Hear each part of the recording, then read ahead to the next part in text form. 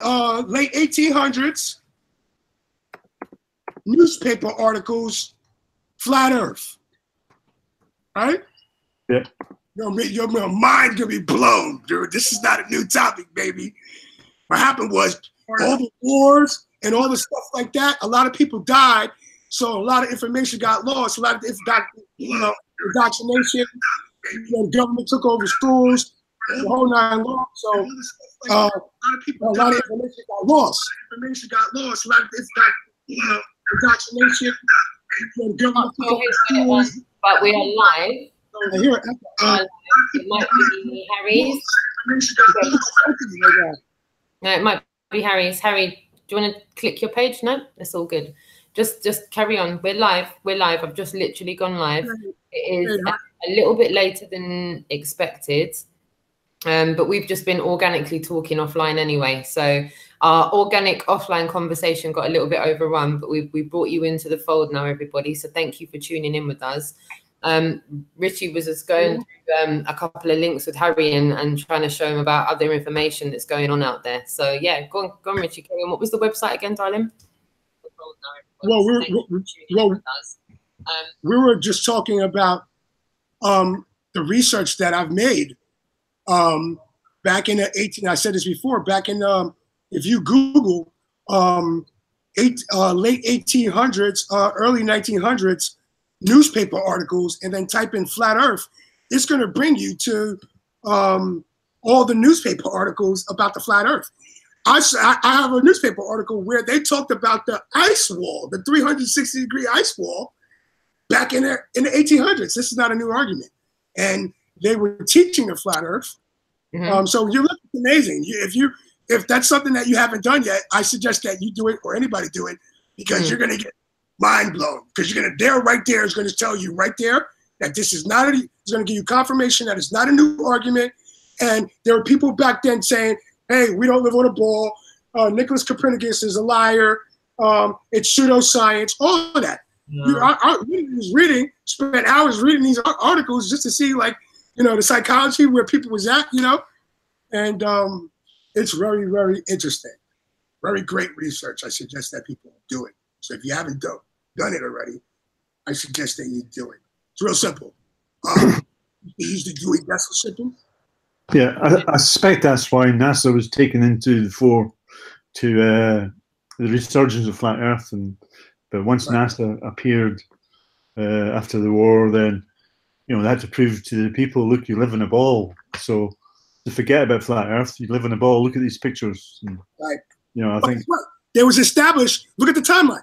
NASA was established in 1958. Okay. Yeah. They were established. Their purpose was to go and get that picture from outer space of the blue marble to solidify and prove to everybody that we live on a ball. Okay. Yeah, quell dissenting voices. Yeah. Right. That's what they did. Also, well, come to find out, now they can funnel all this tax or all this other money and start satellites and all this other nonsense, and that completely and take people imagination into space. So now it takes their imagination way off into space. Yeah, people are living in la la land. Literally living in la la land. Right. Now Nixon, he was the one that gave the order to do the moon landings. Okay. Now he wanted to do it. He needed to do it. I don't know, was he pushed by the cabal? Was he pushed by the powers that be? It's something that he wanted to do. He knew he didn't he? Yeah. I think Kennedy first said he wanted to go to the moon. Well, yeah, Kennedy said he wanted to go to the moon, but Nixon gave the order for them to go to the moon. That's why he faked that fake, conversation. Yeah, and people don't realize in that you see the moon rise, or hanging up in the White House. So how the hell you get that picture in there? And he's talking to people on the moon, and like it's wow. Pure Hollywood. It's debunked. The gig is over, and they know it. So and like we were talking about earlier, it's a power grab. People are, it's a power grab right now. Someone leaked out this information I believe someone from like the good nature to say, hey, people should know this, made a way for, for this to come out and to start the process of waking people up. Now, was it the Most High? Was it the Most High that woke that person up that distributed this information? Who knows? Or was it was it technology that they gave us, right? And it's been hiding from us. Just use it against them because this is the age of information. What do you guys think of the claim that some people say that they're deliberately releasing this slowly? I don't think so. No, do I? Because if there was, because this is going to destroy everything. Everything's going to be shut down. Yeah, we're talking about the stock market crashing. We're talking about everything. I mean, it is what it is. You find out that everybody's government's been lying to them, and everybody's in on it. It's going to be some, there's going to be some crazy stuff going on. Yeah, I did think that until somebody said that, within a few years, give them more television, they'll forget about it and they're back to the television. I'm thinking, yeah, well, some people would, I think, but I think there'll be a certain percentage of the population would be just rising up against it and never believing anything from the government again, or NASA, or education system, or the media. And, well, the government controls the TV. See, like I was talking about Nixon, this is what I believe. Excuse me, not believe. This is what I think. I think after the Watergate scandal that happened with Nixon, the government knew that it could never be independent press. Yeah. Because that was too close to home. So after that, they had to take over all the media. So our media is controlled just like it is in Russia, China. The difference between the United States over here and the UK is that they don't have us, that we don't know that. So well, most people don't know the BBC over here is subsidized by the government. But if you look at any invading armies in these Middle East wars, the first thing they do is they go into the television stations to control the television, because they know that's mass control using that media. And everything's a psyop. All this whole alien thing, and these all actors, you got people saying they was on moon bases, on the moon, that they've been kidnapped by aliens, all these abductions. This is all propaganda by the government to keep you in space, to keep you on a ball. And this is what I tell people. I said, look, in the late 50s, when they found out, in the mid 50s, when they found, in the early 50s, when they found out what this place was, they had two options. They was to tell us. If they told us, they would have to change the math, the science, the physics, everything. But they chose to keep us on the ball. You know what I mean? So and come to find out, after 100 years later, that's not the case.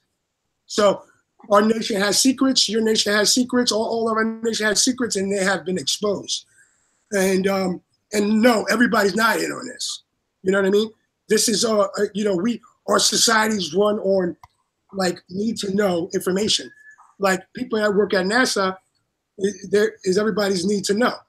So those people that's probably sitting behind those computer screens don't realize, they probably really thinking that they're looking at a screen that's showing them, they were probably thinking that space is real and that there are people up there. And the ISS, they're really thinking they're communicating with them. Yeah.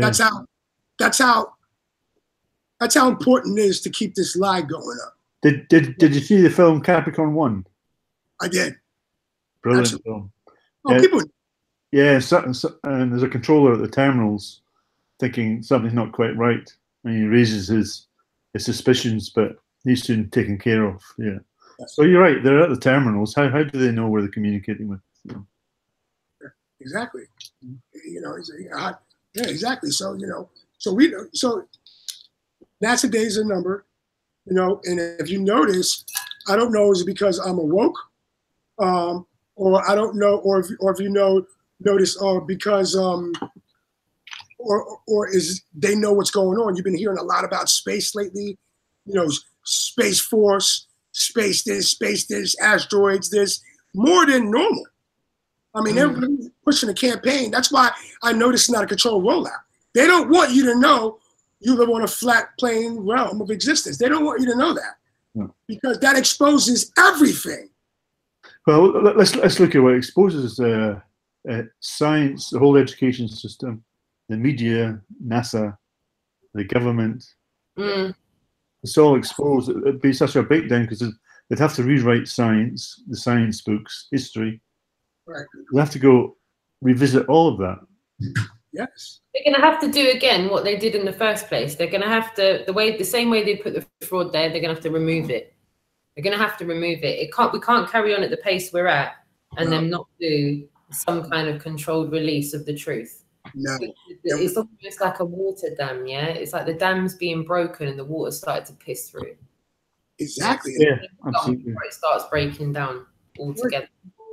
Right. It's like that snowball I was talking about, you know, last night. I was like, that snowball is pushed off, it's rolling. Yeah. The way forward is word of mouth. That's what used to happen before phones, before letters got sent, before people were having, you know, internet communications. People used word of mouth. That was like the biggest way to get news spread. Balls rolling. Very powerful word of mouth. But yeah, I think really the best option is, obviously we've got this online platform and that's great. More power to the fact that we can have these kind of communications, but as a society, we can't rely on this. This shouldn't be the main point of contact with people. The main point of contact with people should be out in the streets. And absolutely. Well said.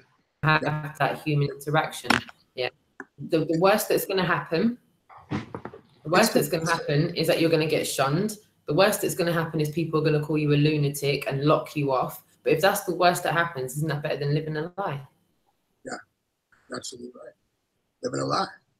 Exactly what it is. If you're walking around and acting to your friends like you don't think the Earth's flat, but you know it's flat, you're letting the truth down doing that. Well, yeah. You're lying to yourself and you're fooling Don't them. know the Earth's flat and then not take it out into your real life. Yeah, you know, there are going to be sacrifices. Yeah, there are going to be some families that don't make it through the truth, and then you have to look at synchronicity, and then you have to look at the reason that you're living the life that you're living. And sometimes people aren't ready to wake up. They're not ready to wake up. All that I would stress is that you would just try and navigate, because like I said, for me, this has been an arduous journey. Don't think me sitting here now in front of this screen with this banner behind me has just been a freaking walk in the park. It's not Roxanne woke up, Roxanne decided to talk about the truth, and then Roxanne's here. No, there's been a mad, arduous journey behind that. There's been months trying to wake my partner up, months going through the motions with my children, and then years of us as a family trying to navigate forward, knowing the truth. Yeah, we've all got our friends and our social lives, all of the things that go into that part of our life, and navigating that is just as difficult as waking up. As far as I'm concerned, it's as difficult as waking up. Having those interactions at work where people at your work are just not where you're at, and you want to be able to say something, but you know that your job might be on the line if you do. If you open up your mouth too much and have might not take a liking to you, your manager might decide to start making life difficult for you, to the point where you can't do your job properly anymore. So then you think, wow, I can't work here anymore. Speaking of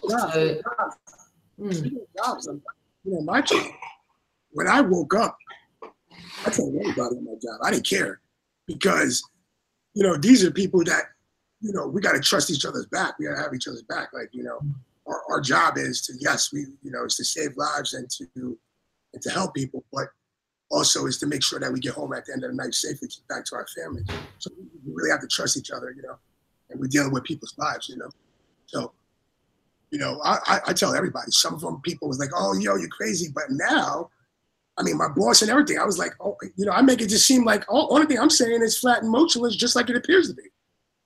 Well, I make it seem like, oh, it's not a big deal. I'm just saying it's, you know, some people think they live on a ball, and I think we live on a flat plane realm like it appears to be. You know what I mean? and Earth is not spinning. And I showed them, and they know how passionate I am. So the good thing about it is I really don't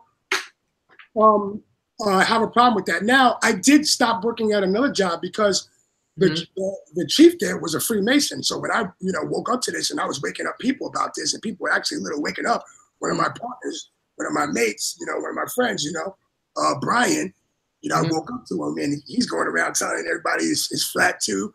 It's impossible. We live on a ball. He was smart. He got it real fast, right? So, and I've been at this job for 6 years. I don't have a problem. But all of a sudden, you want to suspend me for leaving a water bottle in the ambulance. I'm like, okay, I see what's going on. I told the board, you know what? Because I know about his nonsense. I'm like, you know what? I'm done. Until he leaves, I may come back. I'm done. Because I wasn't gonna, I didn't want to have to, deal with that. You know what I mean? But it's real hard because, because and also me is I'm friends with a lot of police. So in what I'm doing, and we help each other's back. We have each other's back. You know what I mean? Like, so I've been waking up all the police. You know what I mean? Like, they just regular people. You know what I mean? Like, they just want to go home. They got families. They're indoctrinated as well. They're even more indoctrinated. And the people in the military, they're even more indoctrinated than everybody. Oh, you know what I mean? The people in the military, if you got friends and family that are in the military, please wake them up. Please wake them up, because they're just like me and you. You know what I mean? Because when it comes down to it, these powers that be gonna try to use our own military against us, and they got to be woken up, because they're not going to let that happen. You know what I mean? So, tell people. Tell everybody. Don't say, this and this. When you're fully waking up, you're not going to buy into the politics. You're not going to buy into the whole police, all nonsense. You're not going to buy into that, because you're not going to buy into the white, black thing. Oh, Muslim, Christian. You're not going to buy into that. And we're all one. We're all one. Yeah. We're all one. Man. We're all one. Hey, if your religion gets you closer to the Most High, God bless you. I don't hate on you. Do what you feel, what vibes, you. Yeah. You know what I mean? Because it's all about Him. DNA is a code, so that means that code has a coder. As simple as that, man. It's not really hard. If this place is a building, that means somebody made this building. You know what I mean? It's just as simple as that. This is a special place. Made by an intelligent design. And like I tell people, I say they purposely hid our true nature to reality. That's why you don't educate slaves, because you can't control slaves. So you have to, and you can't serve money and God, the Most High, at the same time. Yeah.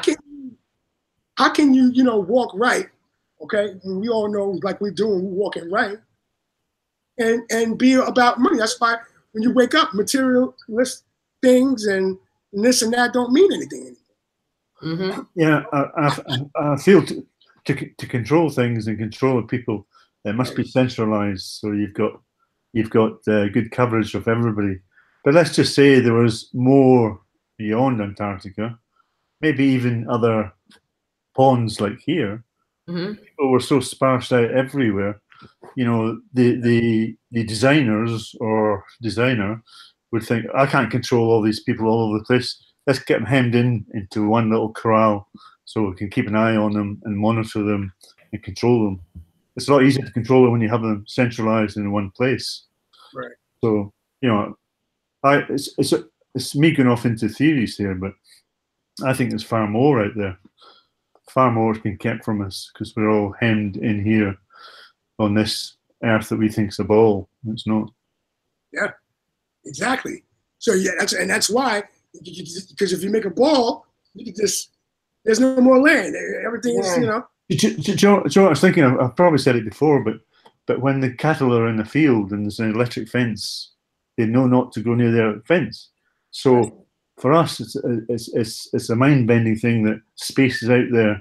That's keeping us from discovering more, because we think it's space. An electric fence, it's not.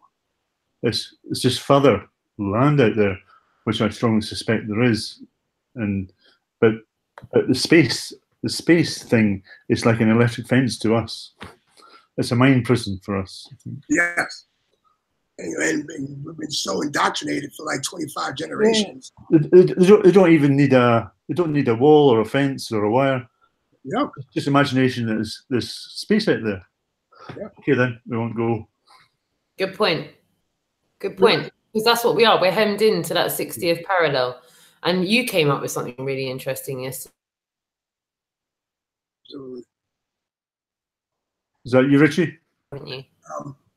Yeah, whatchamacallit? No, I was just saying is that like we can't, National Geographic, Discovery Channel, and all these channels have literally did a great job scaring us with polar bears and being really cold. No human can't survive with this. Yeah. All you're told as a kid is that that's where Santa lives, isn't it? He lives in London. Right, exactly. It's all exactly. You don't want to go there. And what's even worse is that in England, I don't know about the States, but in England, you can write a letter to Santa, and you can write to Santa, Lapland, and it will go there. We did that as kids. Growing up, we were told to write it in school, write a letter to Santa, and we're all going to send it to Lapland, and let's see if you get what you want for Christmas. Yeah, I believe that there's one. I believe that there's one company supplying the whole world of education, the same stuff. Yeah, it would be the same people that pumped out the Principia Mathematica to people back in 16 something something. Yeah. Pump it out to every country on this international flat plane. Start educating your kids to it, and within a couple of generations, they'll all reckon they're on a ball. Watch this and look. Now we're getting lunatic for telling people they're not on a ball. And I tell people, reach out to indigenous populations and bring them into the schooling system, and they'll probably all believe the Earth is flat. But get them into the schooling system, and they'll walk out believing they're on a ball. Yeah, they're even exterminating all forms of old language. You go to anywhere in Spain now, and everyone's forced to speak Spanish, not the old dialect, and that's just Spain. So if I'm able to just knowingly say that, look at all the arguments that happened with Catalan region and Spain. And of course, you had all the book burning threats.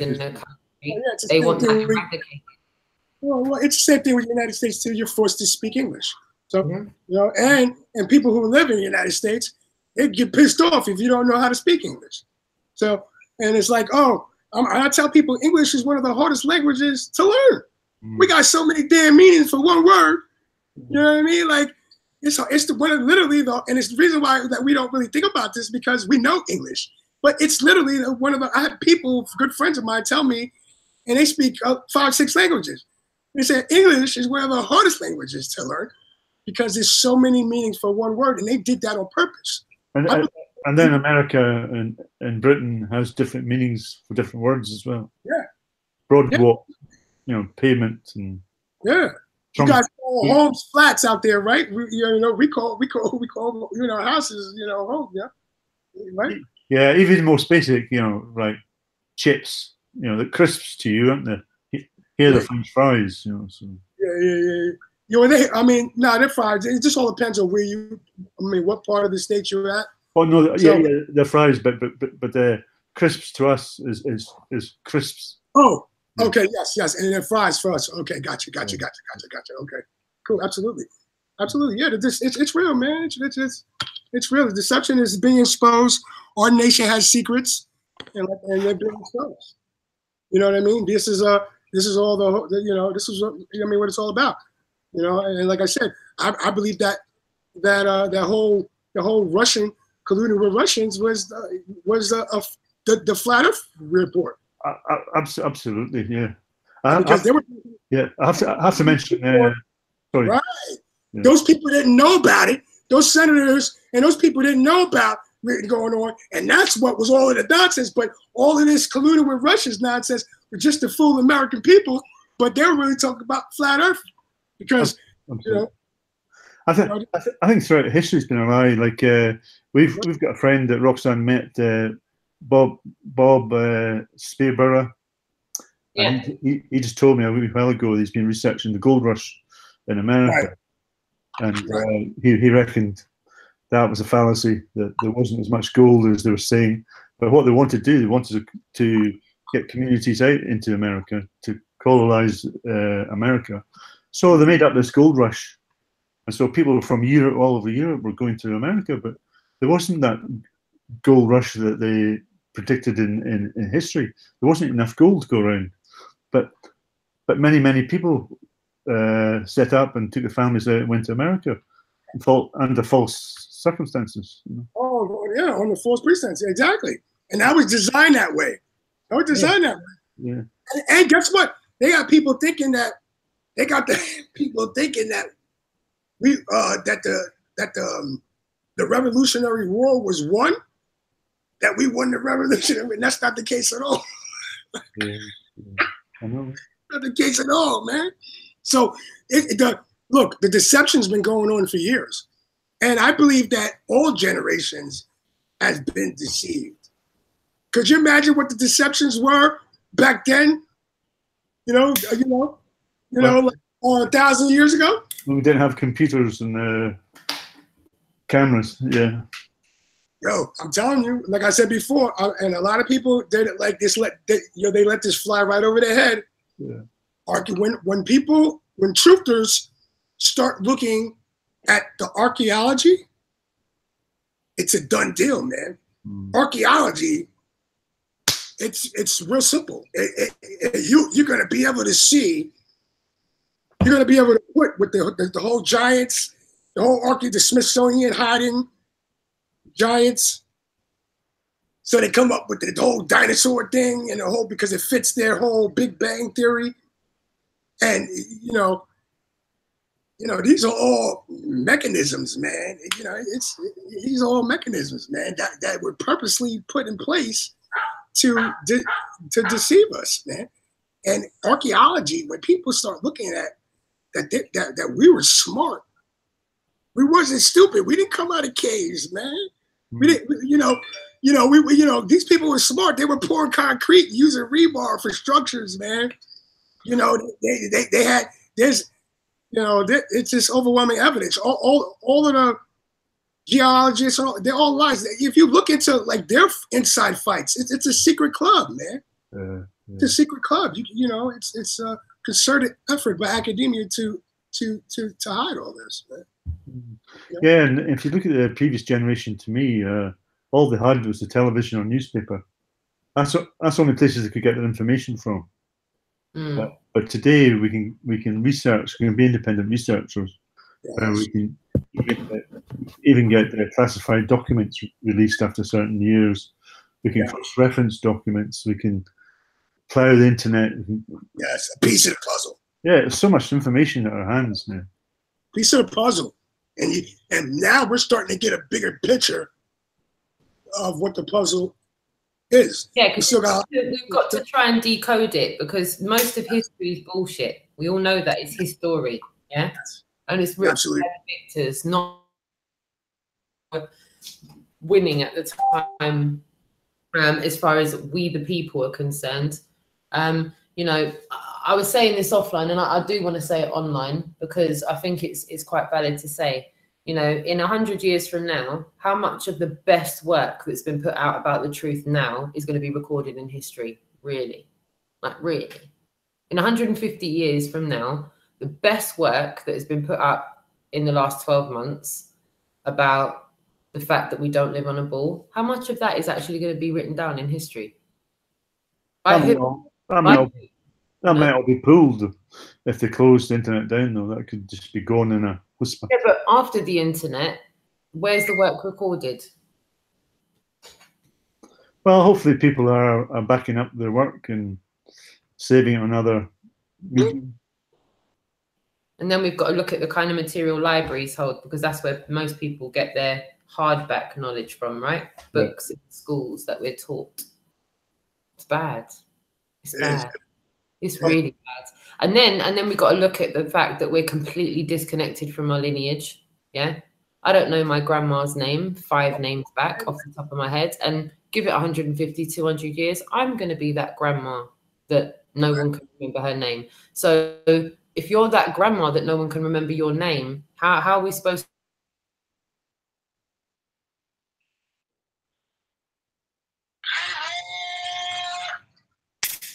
You keep freezing, Roxanne. Yeah, you kind of. Yeah, go Sorry. back. Yeah, go back. Somewhere. Go back to your great grandmother. Yeah, I can't name my great grandma 4 grandmas back, and one day I'm going to be that grandma.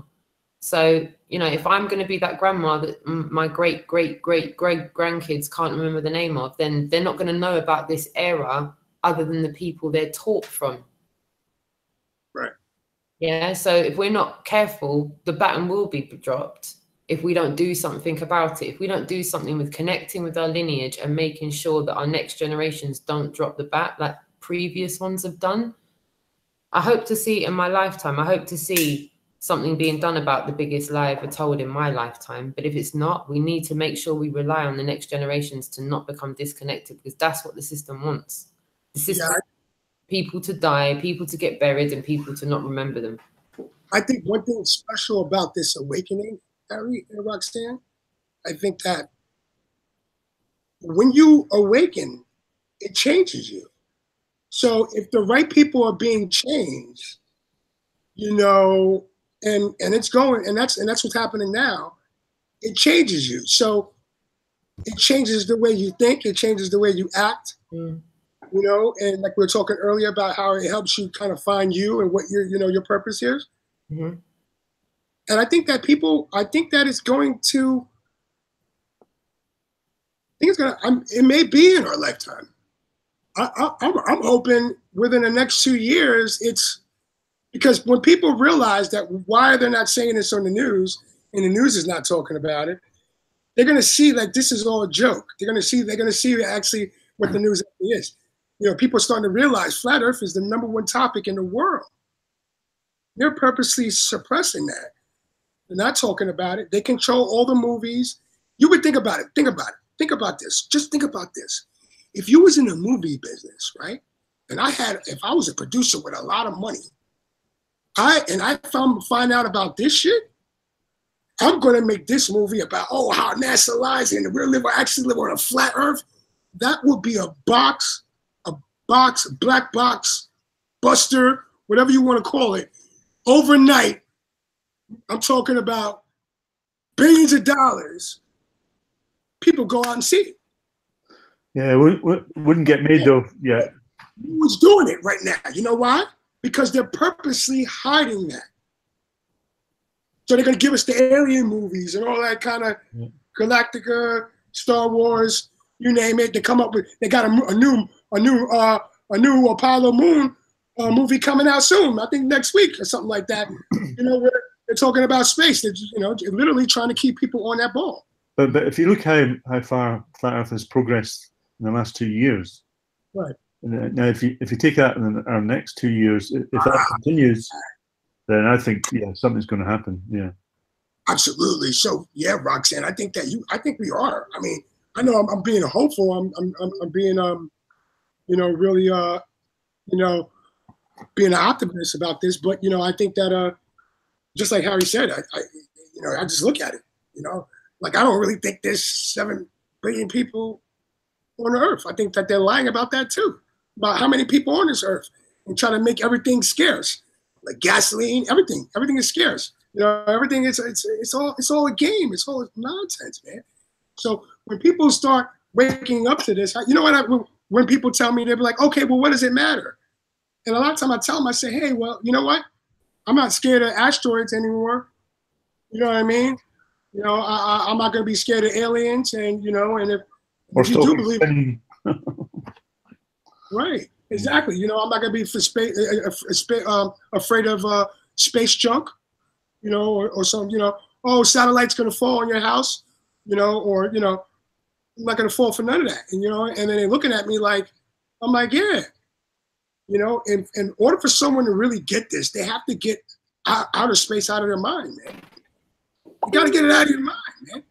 And even when people think about a flat Earth, they think about a flat disk in space. And I tell people, you Oh, gotta get I space know. out of your mind, man. Get it out of your mind. You still want to keep that space, yeah. Right.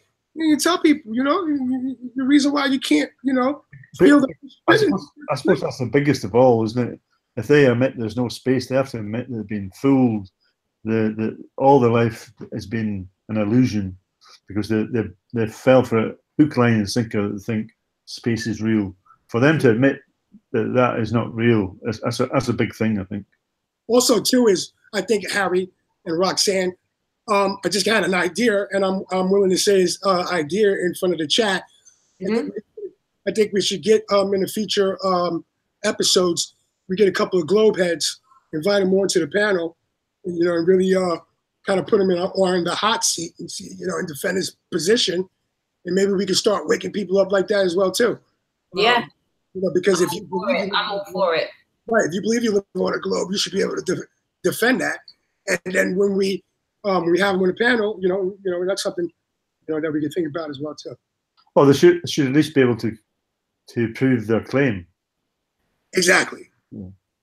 Because Harry, you got this tour coming up, this UK Globe Live. I like the sound of that. Right, and you know, and I'm kind of interested in on what kind of things are going on through your head on your approach when you're going out to these places that you probably never been to, or if you've been to and but you never did this. You know what I mean? Like what kind of things you're going to be doing and kind of, you know, saying to people out there. Yeah, absolutely. And it'll be a variety of responses because we're going to a variety of places, and you never know what you're going to come across. So, yeah. Right. You got something. You're just going to keep doing what you're doing, or you just gonna, or you just gonna just do it like you, or you got something planned. Oh, well, just continue what we're doing, and because I think it's working, and I think the amount of people we've influenced or made them think, or put them onto links and where to go to get further information or to research for themselves, the feedback's been great. So we just want to continue that and go to so many places.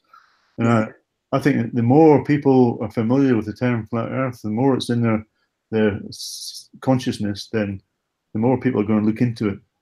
Also, too, absolutely too. We should probably start get like a bill.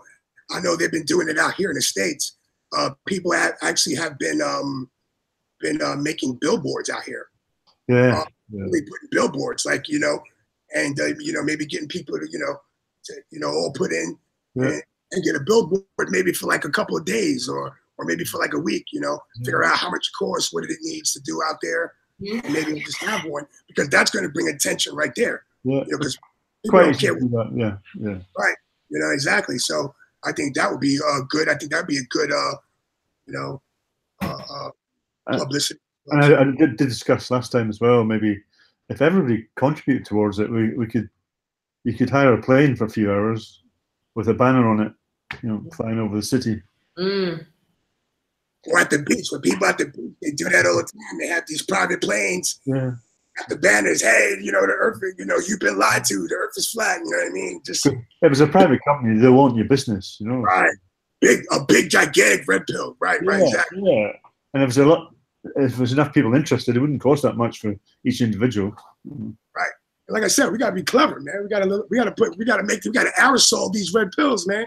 You know, billboards great because thousands and thousands of cars are going past every day. Exactly. So, you know, I would say, like, come on, let's figure out like what the cost is, you know, how much it is, how many days you could do it, because those companies, they don't care. They just want their money, and you know, as long as it's not crazy, and that's not crazy. You know, we've actually had a look at it already. It's just over $1,000. I think Ruben, everybody equals mind controlled squared. He actually had to look into it, Harry.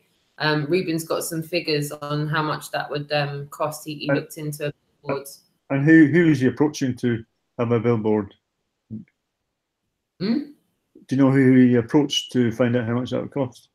I have to contact him. He's not in the chat room just now. No, I don't know specifically who he contacted, but I remember when we were in London, we were kind of loosely talking about it, and he said he looked into it. Because when you drive out the motorway, you see a lot of farmers' fields by the motorway, and they just have an old sign or an old box, and people are allowed to put up there. I don't think it would cost that much £1,000, but that's right on the motorway as well, you know. So yeah. Right. That makes sense. Right. Any kind of so it's going to be you, Jason Dissenberry. Yeah. Yeah. There's 5 of us all together. There's Roxanne, there's Dave Miller, Dave Mann. I can't pronounce Dave's second name sometimes. Dave Mannell, Roxanne, myself, Jason, and Chris UK. So there's 5 of us all involved in that. Yeah. Okay, that's awesome. And as far as I'm aware, Dave Marsh contacted me today to say he's on holiday from work towards the 20th of this month, and he's definitely up for making a pilgrimage to the tour. Great. Now let me ask you a question. Do any of us have a way over there in the UK to be able to document this, like so we can make a documentary later on of actually filming, doing what you're doing? Well, I'm going to make a documentary for the whole thing, but I'm also going to be releasing a video each day of where we are at, and Jason will be releasing live footage on the bus every day. So there'll be three different sort of filming. And you obviously know when I'm at the tour, I'm obviously going to be like live content left, right, and center on Instagram, Facebook, and YouTube as well. So loads of content. There'll also be some super exclusive behind the scenes kind of extra footage that's going to go on Patreon and for the GoFundMe and PayPal donators as well. There's going to be a few exclusive hangouts that are going to not be available to people that haven't donated. And we're hoping to upload very relevant recent action. Like if we go to a town and do street activism, well, hopefully we'll have that uploaded for the next day, and then telling people where we're going the next day to film that as well. But I'll be collecting footage to make a documentary of the whole trip at the end of it. Absolutely, that's fantastic. I mean, that's big. I mean, I don't know nothing in my recorded history that I know about that someone actually is doing what you're doing. Yeah. So you're actually there's an old saying, you could either take people down a path that's already laid, or you can blaze your own path and have other people follow. And I think that's a great story. I say UK tour this year and Route 66 next year. That sounds good.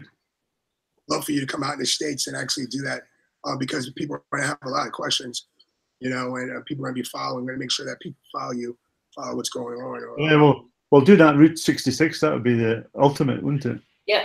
We'll go east to west and we'll link up with all of you while we're over there. I-95. You start with the I-95 tour. We'll do an international tour. We'll have British people and American people. And if anyone from Europe wants to get involved, 007 is at a gig right now, but when he watches this on a playback, 00, do you fancy going on a trip to the States next year from Tenerife? Yeah, because these are really huge steps in the way Flat Earth's going. So I wanted to document that. And got to go all the way to Hawaii though, because my auntie lives on Big Island in Hawaii, and I know Joey Rocha's out there on the other island. So when I mean east to west, we've got to go east to west, then we've got to get on something to take us out to Hawaii, and then we'll just flat smack everyone on the transport that we're on going out to Hawaii, and then that's good to me. I think. Absolutely. That's fantastic. That's a good idea. Mm-hmm. But yeah, we just want to make sure that's documented and absolutely. That's what I'm saying. Projected. And many people can. Maybe we can actually send contact some of these. Have somebody contact the local news stations. Yeah. And let them know, local media know, let them know what you're doing, because hey, any attention is good attention. The Flat Earth is a Trojan horse, like I say. It's only going to go forward, isn't it? Yeah. Right. I mean, I know there's one or two, but generally, when people become flat earthers, they don't go back, do they? No, and that's what I was saying. I've never met a flat earther who went back to the ball. I've had one or two, but yeah. I can't even fathom going back to the ball because the ball doesn't make sense. The ball doesn't make sense. Literally, if we lived on a ball, this is how simple it is. These people have to be standing upside down on the ball right now, man. Can you point me and tell me where somebody's standing up, or a building on a 45-degree angle? You know, it's not hard, man. Even if you explain gravity, you still can't explain why, you know, that you can't. Okay, I'll give you your gravity. Show me a building that's on a 45-degree angle or someone standing upside down. Or show me a plane flying upside down. Because we can take a photograph now at 173 miles, we should see some building leaning backwards. Never been taken. Never seen that. Absolutely. You'll be able to see. You should be seeing planes going sideways. You never see planes going towards the water. It should be looking like planes are going crashing into the water. Yeah, yeah. Or you ask somebody, how can a passenger plane fly around the ball? Right. Relativity. Well, you know, you can't evidence that. You can't produce any evidence or proof for that. It's just another theory. It's been indoctrinated into our brains. Big time. This is not hard, man. This is not hard. I tell people, this is why you can't. Why I don't understand why you can't get this.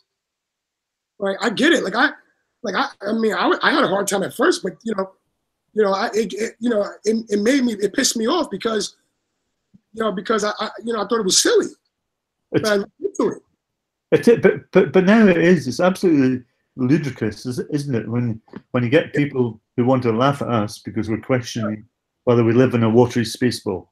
You know, and they go, well, you want to question that? You want to? Oh my God! You know, just and as an adult now, you're thinking how stupid that is. You know, a ball with water flowing around it, absolutely insane.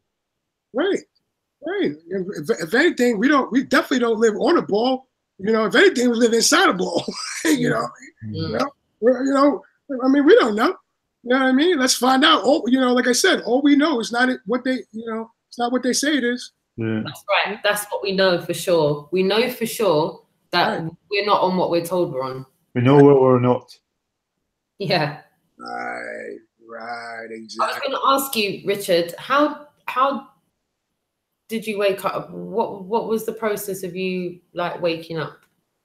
What happened prior to waking up, and what was the process of waking up? My process of waking up, I was big into aliens. I started really getting stronger into aliens. I was in alien groups on Facebook. I'm like, well, man, this septillion amount of planets, man. With space, I'm seeing a TR3B, I'm seeing all of these, and I'm so out there, man. Like, oh, okay, we're gonna go to Mars. Aliens, they gotta be aliens. Okay, so what? There's aliens, gotta embrace them, the whole 9 yards. I was like, all right, cool. It's aliens. I had a profile picture of an alien for a long time. I'm all alien now. I have to be. God just a little further away. The heavens just further away. You know what I'm saying? So because I think the good thing about this is that I always had a relationship with God, but I have a better relationship with Him now. You know what I mean? Like I wasn't really showing Him that much attention. You know what I mean? And now I'm showing Him attention every day. So and then that makes a difference because now I kind of figure out I got more information about what's going on and what's not going on. You know what I mean? So I think that. So when I saw something in the alien group, somebody came on the alien group and was like, okay, one of the admins came on the alien group was like, I just banned this person for posting something about the flat earth. And I was like, so I know that I developed a relationship with this guy, this admin. So I sent him a text message. I was like, yo, thank you for doing that. I can't believe motherfuckers thinking the earth is flat. Here we are trying to bring people awareness about aliens and shit, that the government's hiding aliens, you know what I mean? And this guy's talking about flat earth, you know what I mean? So that was so now, I was watching a video about this alien video, and in the alien video, it was a military guy wrote in some bunker. I don't know if you guys saw this too. He wrote on a piece of paper, Wow. the earth is flat, on a napkin.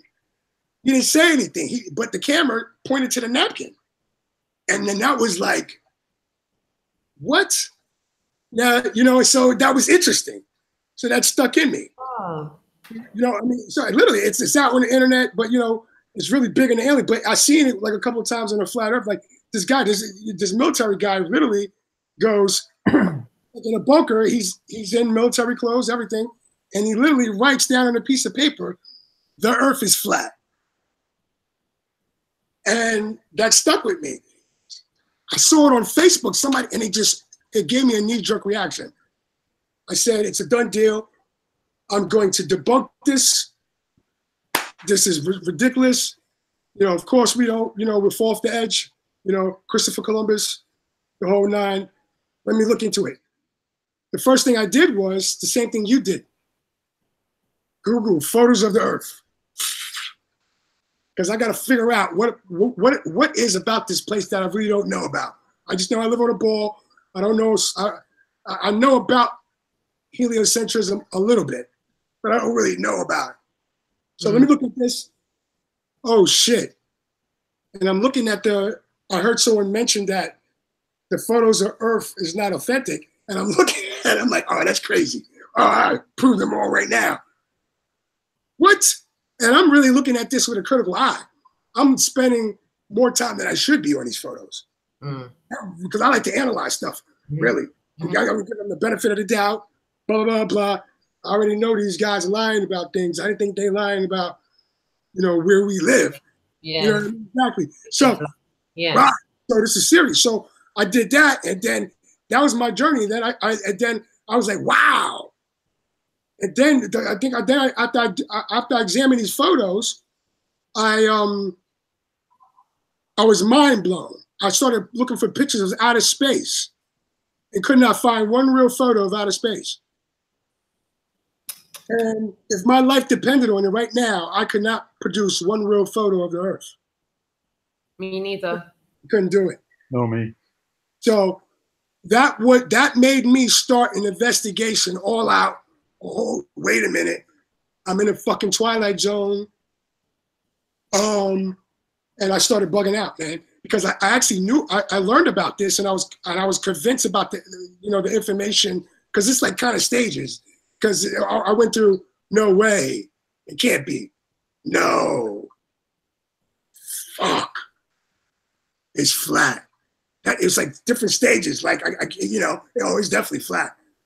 So, so that inspired me to put all out investigation, books, everything, open it up. I mean, I've never read so many books. I ordered all kind of flat earth books, and I'm looking at stuff, and that's where it started. And I tried to look and use. And the first thing I did, my first experiment was I went to the beach, and they said that was an easy experiment. Okay, cool. And I was just mind blown. I was able to pull a ship back in focus with my binoculars and zoom power lens camera. That right there was my ride home back from the beach, was the longest ride I ever took in my life. I mean, I literally remember pinching myself to see if I was real, and if I was still real. Did someone take over my brain? And you're questioning yourself. Questioning myself, really. So it's a journey. And then I just started, I didn't get a lot of sleep. I couldn't sleep. I couldn't shut it off. I was watching everything I could find about flat Earth, all different perspectives. And I kind of took what resonated with me, and what didn't resonate with me, I just put it over here, like the hollow Earth. I didn't look into it. But one thing I've learned about learning about the flat Earth, I am not going to dismiss anything. I haven't put no energy or research time to even research about the hollow Earth, because I think that, okay, whatever. I'm not saying, hey, it is or whatever, because I haven't put no research, my own research. I have to look at, I have to do it. I can't trust what this person's saying or that person. I just can't do it anymore. So I have to look at it. So that's still in into the future, like in my, immediate future, to look at what they're talking about. At least look at what what they're talking about, and see if I can grab a piece of the puzzle. Because if we never been to the North Pole, and we know they're lying about everything, and we know they're hiding land, and we're trying to figure this out, this is like an investigation. We're all joining part of investigation. We are the new United Nations. So we are the new United Nations. We have to build, because all that other stuff is irrelevant to us. Now what the trick is, we got to make it irrelevant to everybody else. All of this governments, all this stuff, it's irrelevant. It's irrelevant. Do you ever have any doubts at all, Richie, or are you 100% always certain that what you've discovered is true? Absolutely. You have to look in testable, repeatable, observable, provable, scientific method. Test all things. Question everything. Everything. And literally, this changes you as a person. Because now you're like, I'm a skeptic. I tell people, flat earthers, globe deniers, skeptics, everything. Now, I mean, I'm skeptical of everything. We could go through that process without changing fundamentally as a person. Absolutely. Also, too, is I'm really been doing on the side, really looking into for a while now this jet fuel thing. Because let me tell you something, the official story narrative on why those buildings came down was jet fuel. And if it comes to find out that these commercial airlines don't use jet fuel, and there's not all these thousands of pounds of fuel in these aluminum wings, okay, without baffling, okay, and that's not the case, they have a big problem, okay? So they have a big problem now, but that's even bigger. So if we can get people to really start really looking into even more with this jet fuel, this is going to be another big piece of the puzzle to that deception. Because a lot of people who really came into the flat earth was either had something to do with waking up to the truth about 9/11 or other different ways, or some people had didn't look into no conspiracies, but that's going to be they have a big problem. If it comes to find out that the reason that planes are not actually going 500 miles an hour, because I remember even when I was a small child, I would be in my car in the back seat, and my mom driving, and be a plane, and my mom be going 40, 50 miles an hour, and the plane just right there with us, going the same. And it didn't dawn on me until I woke up about the planes are not going faster. They're saying is you barely can't hear them. They're not using jet fuel. They're using compressed air. It's interesting. I think the whole thing's a show. You go there and they just plug up things, because the amount of pressure. I'm a firefighter, so the PSI, the amount of pressure they say and how fast they put all that fuel, that would blow. You would blow out that aluminum. You'll blow it out. It's impossible. And then using a 2.5 inch connection, and with that amount of PSI, that's going to blow that pressure. Is going to blow that fluid. And so jet fuel is a liquid. So that liquid, no matter what it is, that's going to cause a pressure that's going to blow that out. And we know that there's no baffling in the wings. So if you didn't have baffling in the wings, and where people don't know what baffling is where, like in a fire truck, just say for instance, a fire truck holds 2,500 gallons of water. Well, you need these bafflings inside it, so the water doesn't swish around. Because if you didn't have those bafflings in it, if a fire truck went around a corner, it would flip over. Because the weight of the water will push the truck over. You know what I mean? So if all these pounds of liquid they're saying, and it doesn't make sense. So I'm really kind of, thinking, I'm really kind of, going with, that's a really big deception. I was just thinking that it's as big a deception as flat Earth to have kept that from the people. Why is that not being exposed before now, if that's true? Absolutely. Because the official narrative is that jet fuel took, the first time in history, took down steel buildings.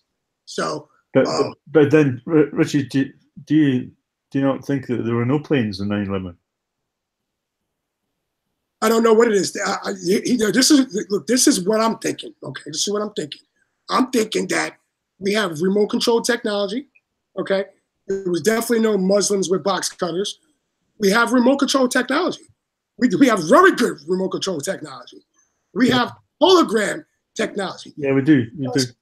You see a plane going through the building, and that's impossible. Yeah, I know, but there were no planes on 9/11. There's so much evidence to show. You're right. That they were inserted afterwards through CGI.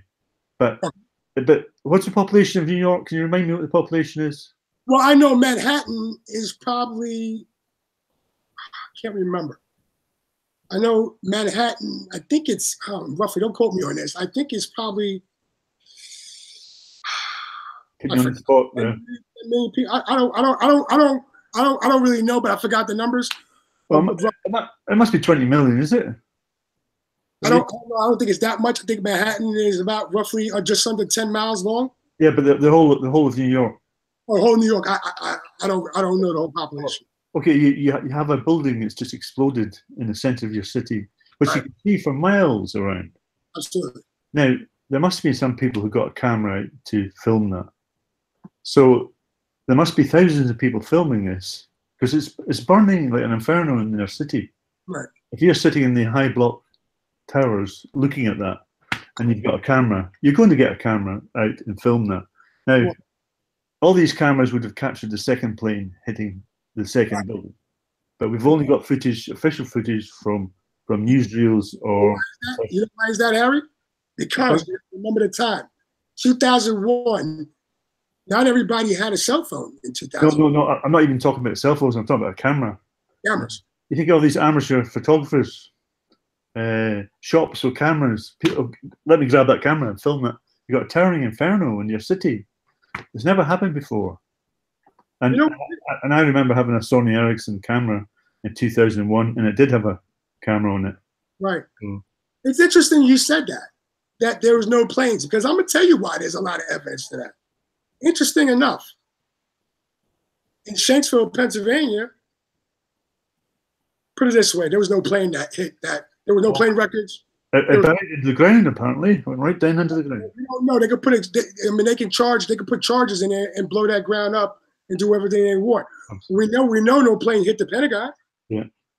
There were I have friends that were on the scene, said that there was no luggage, no plane records, no, none of that. In fact, there's video footage of a missile hitting the Pentagon. Yes, it's footage of that. And if you would have saw a plane come down that low to hit the Pentagon, impossible. You had cameras all over the gas stations, and people would have picked that up. So, and I think that was a perfect time for them to actually do that, because a lot of people didn't have cameras, or cameras on their phones, let alone a cell phone. But it's a size of deception that they're able to portray on the public, that to convince people that there were 4 planes flying into a city full of millions of people when there were no planes, because they had witnesses as bystanders, obviously CIA or FBI, saying, "Oh, I've seen it as a cargo plane," and somebody else says, "Oh, it's a passenger plane," or "It's a plane with no windows." So people get in their psyche thinking, "Oh, it's a plane, but what kind of plane was it?" But there were no planes. No. Well, you know what? That makes sense. I can't.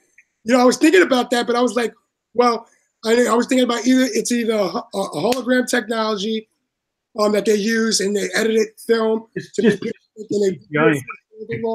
Because you can see footage of a plane coming into the building, but the wing goes behind buildings way in the background. Right. It's really poor CGI. And I'm sure you've seen the classic one of the shape of the plane that hits the building. Oh, yeah. And then you see the exact same shape of the plane coming out the other side. Right, exactly. It's all nonsense. Yeah, I did see that. And look, aluminum, if you take a school bus, right? A plastic nose. You crash it against the wall. Yeah. It's going to crackle like accordion. Yeah. It cannot penetrate 57 reinforced. Reinforced with concrete. Yeah. Okay? Yeah. Now we're talking about, right. And exactly. So that gives up. People understand that. And this is the evil, because if you kill people and take down buildings, and you make a controlled demolition, and you have all of these emergency workers, responders, come from all over to respond to this incident. What's the life? That's evil, man. Yeah. That's evil. It's evil. So you can get people, to tell the president so he can go into Iraq, then Afghanistan, and to do what they needed to do. And that's what it's all for.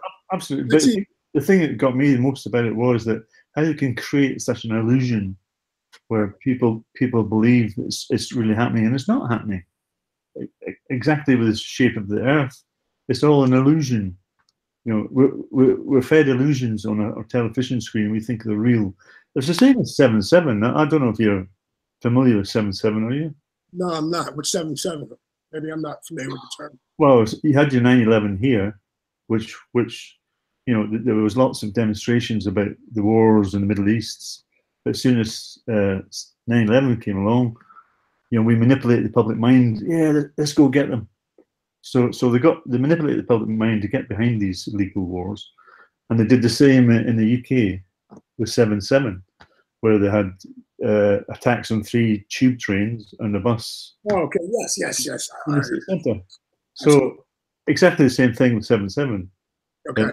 A fantastic documentary to watch is 7/7: The Ripple Effect. Okay. And you see so much information on there that you never knew about, because we got information from mainstream media. Yeah, exactly. What they're trying to push, they're trying to make this place much worse than what it is. I'm thinking that this place is not. Yes, we have some, but this place is nothing like what they say it is. Meaning, what people are doing, a lot of these things are just stage, just stage events. But what gets me is the human psyche and how easily our minds are manipulated. Somebody said to me, "Oh, there's no way we'd stand for another war. The people wouldn't stand for another war in the Middle East." And I said, "You're joking." I said, "All they need to do is go and bomb a Christian church full of little children and watch your people, get and blame it on the Muslims, and the whole of the population will go, yeah, bomb them, invade them." We're so easily manipulated. Absolutely. And what we do know is these people, these psychopaths, right? That's what they are willing to do anything and everything, right? To keep this power and to hide this truth. So we know that. We know that. We've seen the evidence. We understand what's going on. So these people are doing all kinds of nonsense, and these governments are working together to do these psyops to nothing but to control their citizens. Yeah, to manipulate the public mind. Is it Noam Chomsky who stated that the American government spend billions a year to manipulate the public mind through the media? Billions. Billions goes into that to convince us to live in an illusion and to believe in things that are not happening. Easy. They're literally tearing up and setting fires out here in California. Yeah. They're trying to rearrange stuff, so they can get their rich people in there, and that's why people need to understand, like, they gotta wake up, man, because that's what they're doing. They're setting fires out there. You know what I mean?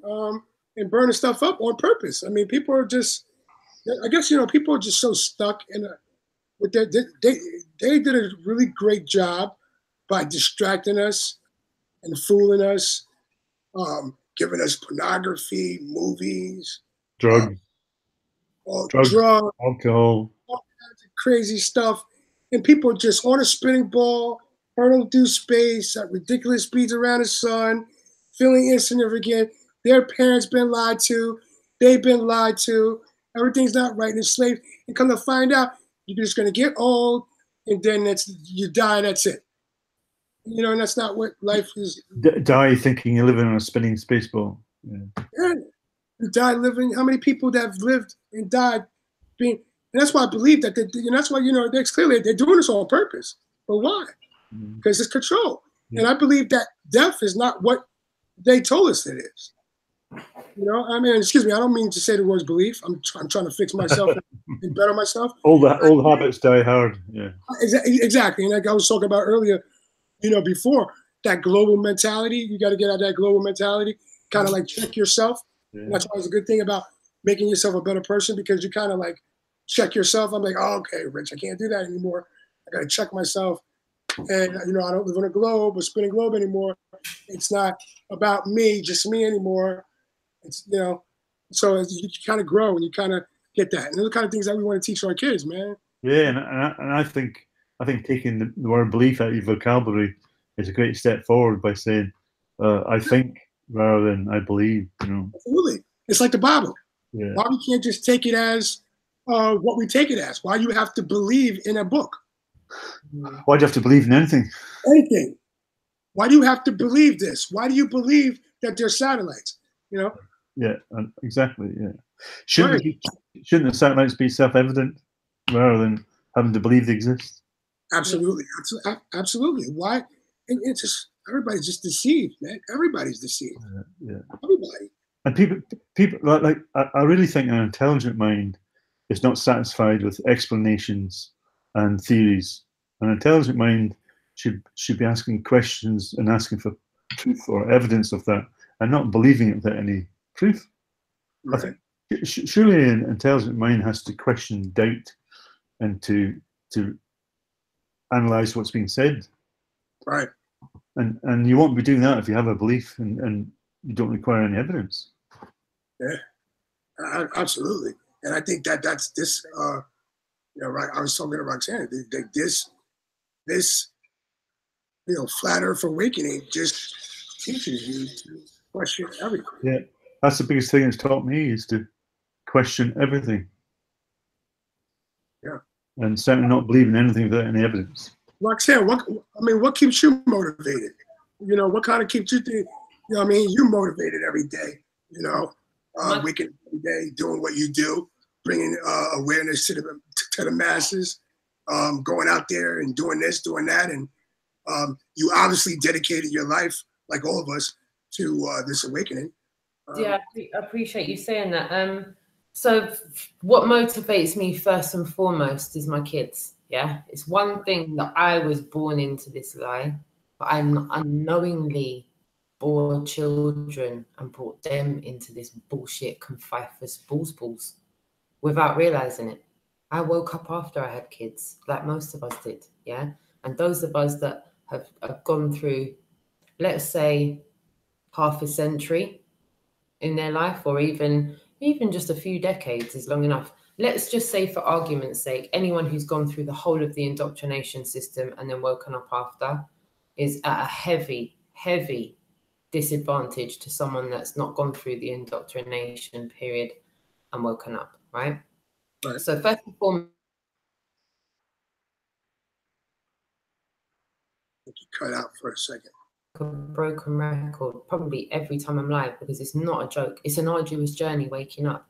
I really do appreciate that some people have woken up faster than others, and I highly commend everybody that's been able to wake up within a real quick minute and bang, get on it. Me, like throughout my whole life, I've always laughed about, you know, don't call me bullet for nothing, because I'm not like the brightest spark in the box in that sense of the meaning. Like, I'm quite slow to catch on to things, but once I catch on to things, I move quite quickly.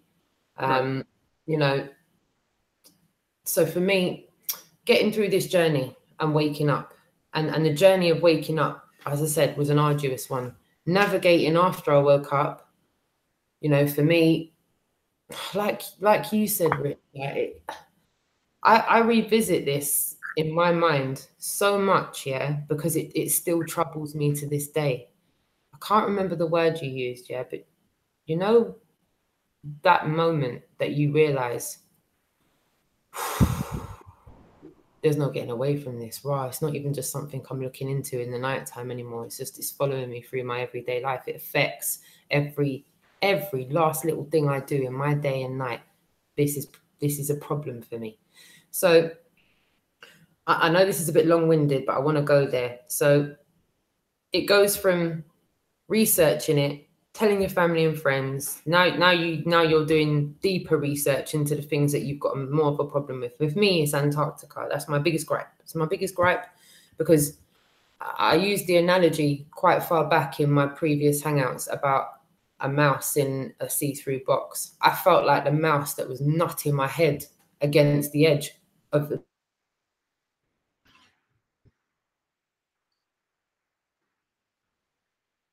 the bowl. I felt like I was smashing my head against the glass of the bowl, realizing there's a barrier there, like, and I can't get past it. And for me, that was the 60th parallel.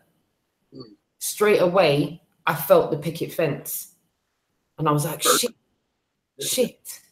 Oh, it's been there all along. And then I had flashbacks of primary school. I think we've all had the flashbacks of like millisecond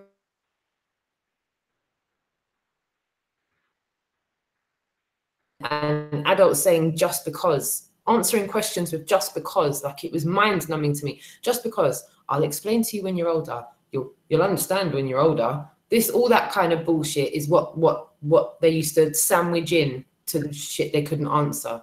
And remembering the globe being shown to me at school, and the axis that the globe's apparently on, the metal bit that goes into the bottom. I remember troubling my teacher and going, yeah, what's that?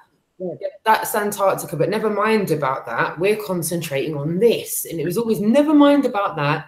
Never mind about what you're thinking that's too far left or too far right or up or down. Just stay on this path of knowledge we're teaching you. All right? Stay on the yellow brick road. Don't wander off and be Little Red Riding Hood. Don't wander off and think you're Alice in Wonderland. Stay here. Stay right here. Heads in the book, paper to the pen to the paper, regurgitate, repeat. Regurgitate, repeat. Regurgitate, repeat until we get to 21. So for me, the second most important thing that drives me forward is feeling like I'm constantly gagged because society won't allow you to talk about it. So it's like waking up after surviving a plane crash at sea, only to realize it.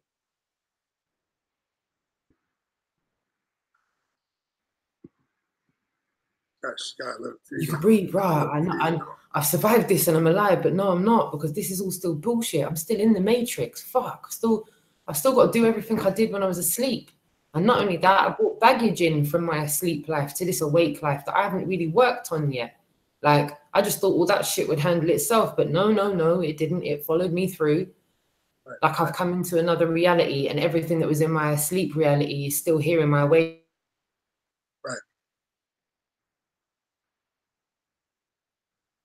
An extent, and you might know this and you might know that, you're still in the belief system that you were living in before, because you still pay your taxes, you still pay your pharmaceutical bills, you're still buying into the system. You're buying into the system in so many ways. Like I said, it affects every part of your life. Your children are so plugged into the system. Even my kids are awake, but they have to go and do their time in the matrix for 6 hours a day, 5 days a week. And it's hard. It's hard for them to, your partner said it perfectly. It's hard when you're being taught something that you know is absolute crap. Yeah, it's like being force-fed food that you know is going to make you throw up. Yeah. The first day of class, the teacher stands up and says, perfectly flat. Like, what's the whole, it's like you tried to snipe her on day one, like, she calls me up and she's like, what the fuck is going on? She said,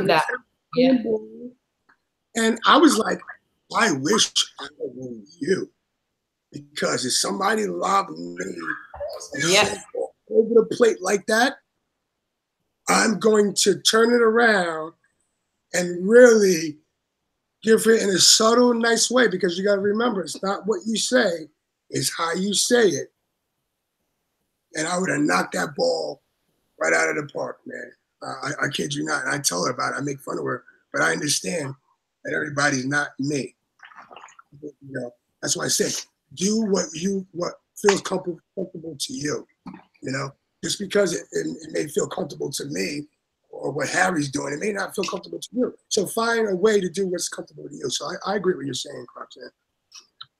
You want to expand on that, or? Sorry, just repeat that last bit. It just broke up slightly. So you want to expand on that, or what? Yeah. So you know, like this is going to sound a bit off, right? But you know the movie Matrix, where he wakes up in that pod and he looks at everyone like they're still asleep. Yeah. That's the bit that drives me, right? So second and foremost, the main bit that drives me is that everyone's not awake yet. Yeah. And that's going to be a driving force until I stop breathing. That's not going to stop. That's only going to get more intense and more intense, like it is week in, week out. But I feel more positive as an individual because I'm not living a lie anymore. I don't suffer the same anxieties I used to suffer when I was asleep. I had mad anxiety issues when I was asleep. Used to wake up sometimes in a panic, not knowing why I'm panicking, and I'm just going to work. I'm probably panicking about my bills and everything that I've got to hold down to keep up with the Joneses. Make sure I go on 3 holidays a year. Make sure I've got the nicest car on the road. Make sure that I'm in the finest fitted designer garments because that's what was important to me. Making sure that I go to the cinema at least twice a month. Go out to dinner once a week at least. Be seen on the scene with my friends. Spending money in bars. All of that was stressful. I'd rather take this stress than that stress any day of the week. Absolutely. Oh, it's more real, isn't it? Yeah, at least it's truthful. At least it's truthful and not mundane. Yes. Bullshit. Yeah. I like to maybe use different words than awake because I think it gets people's backs up if they think you're thinking you're further ahead than them and they're still asleep. I think people get quite defensive that way. But I like to say, well, you know, we're questioning more. We're questioning, researching more of what we're being told, and we're asking for proof. Right. I wish there was a word to encompass that rather than a week. Yeah. I mean, you're right. I just think, Harry, I just got to a point where after doing this for a while, like I just got past the point of being polite. You know, my general nature, your general nature, Roxanne's general nature is to be polite. But my thing is, hey, it is what it is. It's like doing what I do, okay? I'll tell you a couple of stories. I tell people, say, look, you got chest pains, you don't want to go to the hospital, okay? I want you to understand this. You could die, okay? I'm in their living room, and I'm telling them this, all right? You want to play around with chest pains? You want to do AMA, not go to the hospital against medical advice, all right? You called us, your wife called us because you're having chest pains, right? Right? You're right, because my monitor is not showing anything I can see. That doesn't mean that you're still not having a heart attack. You have to do blood draws, and they have to see what's going on, and, you know. So, you know, and I tell them, I don't cut around, I don't beat around the bush. You could die. Okay, I want you to understand that. Yes. So if we're gonna play this game, you know, I get right to the point. I don't sugarcoat shit, man. I'm not Willy Wonka, and I'm just not doing that. You know what I mean? I'm just being who I am. I know what kind of energy I give out. So I tell people yes. So I mean, I'm not saying that you're wrong, but I'm just telling you how the way I'm looking at it. Like I'm saying, hey man, you know, yeah, you are sleeping, because if you think you live on a ball that's suspended in space, you know, wobbling and doing all kind of ridiculous speeds, and around a sun that's 93 million miles away, then you're in a deep coma. You're not even sleeping. You are unresponsive. You are in a coma. You're in a deep slumber. You know what I mean? So yeah, you're not awake to that truth. So I see what you're. I mean, I actually see what I see what you mean by that. But that's just the way I look at it. You know, Harry. Yeah. You know what I mean? It's just that maybe I'll get some religious cult who will be telling me I'm not awake, I'm not enlightened to the truth, and you know that maybe gets my back up a little bit. And right. I think that's exactly the same way if I said to somebody, "Oh, you're not awake to the truth." Right. You know, I don't think it's conducive sometimes, but you know, we've all got our own ways of. But you got to remember at the same time too, Harry. We're basically telling people when we're out there that everything you hold to be true is complete bullshit. Yeah, but it's like at the same time though. It's like I can ask you both. I want to ask you and Jason, you and Richard, and I want to ask the chat room as well. I want to ask everyone in the chat room. Try and keep the answer as short as you can in the chat room, just to save yourselves the hassle. Guys, in all of the human interactions you've ever had up to date, obviously you might not remember every single one, but this goes out to the chat room as well. any interaction you've had with people about the globe lie,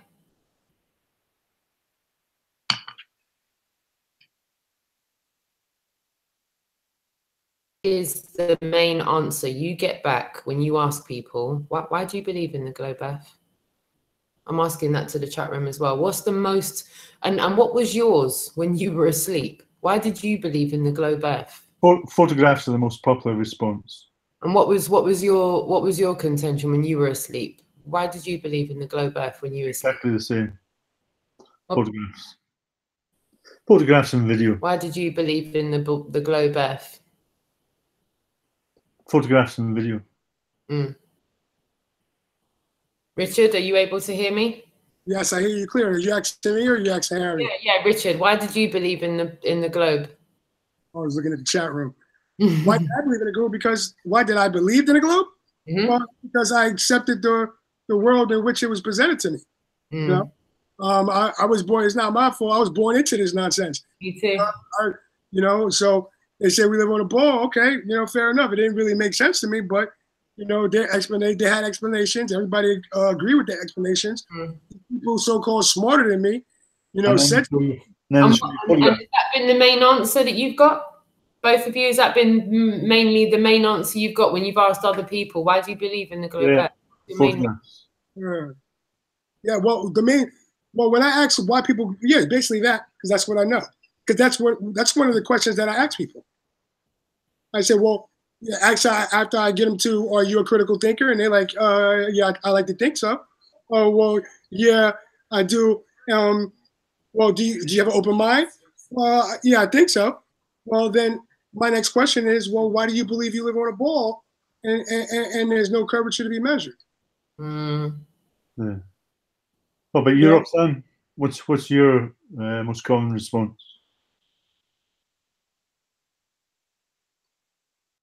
So, sorry, it just broke up. Did you ask me what I think? What's your most common response when you ask the question?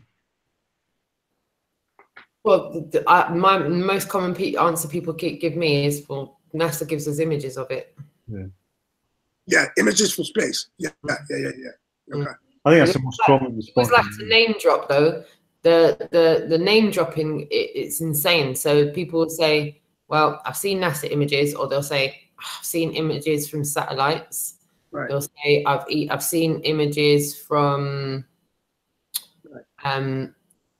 what was the other thing the other guy said? It's tons of proof. People like to come and they see space debris. Right. I can see the ISS up there. You know what I mean? Well, it did hit it last week, didn't it? So yeah. Fair point. Absolutely. Oh yeah. While we're on the subject of that, what did everyone make of that hot mess with the album cover and the images and the whole crap with the leak? Yeah, to tell you the truth, I didn't really look at it. I just thought, same with the Tesla car, or the same with anything that NASA present. I just think, I can't even. Yeah, it's just, can't even watch it. It's just so ridiculous. Ridiculous. It's clearly a joke.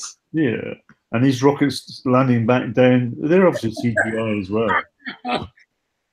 All CGI. It's all CGI. What's that famous saying? And they believe it. Yeah. Believe it, absolutely. Well, was it tell a lie, a big lie, tell it, repeat it often enough, and people will believe it. Right, yeah, exactly. And that's the biggest lie of all. Believe it, right? Exactly. You know, I tell people all the time: a lie is a lie, even if everyone believes it. It's still a lie. And I tell people, you know what? Roxanne and Harry, I say it's not even about the flat Earth. It's flat Earth if it's flat if you believe it or not. Yeah. I mean, at the end of the day, it's flat. You know, it's about the reason why they're hiding the flat Earth. So you got to get over it being flat, because there's more things to learn about. I tell people, like, you got to really get over this being flat. You don't experience going down over ball. So you need to hurry up and get over it. All right, because it is an air urgency. I treat this as with the air urgency when I tell people. Okay. You know, at the same time I'm dropping seeds, I tell the closest people with an air urgency, you have to understand this, okay? You know, this is not a game. This is not a joke. This is not, this is real. Yeah, well said. You know. And I know also the amount of people waking up to this, both educated and non-educated. There are just too many people, and trying to tell me all these people are just fooled and believing they live on a flat plane without any evidence, without any proof. I mean, what was the that physics lecturer called? Walter, with the gyroscopes. Walter, he's a physics guy, a physics lecturer. Walter, oh, someone help me out. Walter Lewin? Walter Lewin? Lewin. Walter Lewin? He proved that gyroscopes can only work on a flat stationary plane, not a spinning globe. Gyroscopes are simply not affected by gravity. Does anyone in the chat room know what I'm on about? No? Am I just on my own with that one? Right, well, Roxanne's on her own with that one, that's fine. But yeah, if you look up Walter Lewin. Walter Lewin. It's interesting. I didn't gyroscopes do not work because we live on a ball. They don't work because we live on a ball. They prove that we're on a flat stationary Earth. And he's a physics lecturer, so he's a learned individual that is telling people it's not a ball. That's amazing. And that's just one. That's just one. There's loads. There is loads. That's just one I'm thinking off the top of my head. But there's I mean,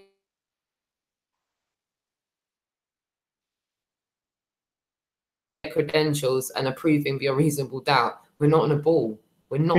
Airline pilots who say they've never seen any gravity. John Thor. John Thor's everyone, John Thor's in the chat room. He's got some awesome content. If you want some hardcore just send someone a John Thor playlist and then tell them to call you after. They can get out of it and stay fashionable after looking at John Thor's content. Yeah, I'll eat my hat if someone has got a decent argument after looking at his chat, his content. Especially the footage he's got of ice wall. Yeah.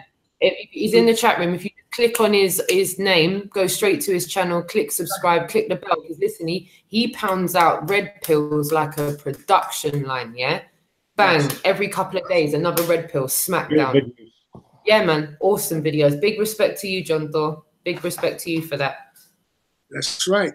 Yeah. This was not what you make it. Oh, man, and people are proving it left, right, and center. People are proving left, right, and center that we are not on a ball. Yeah, learned people, amateur photographers, professional photographers, like everyone alike. It's insane. Right. It's, there's like a dam.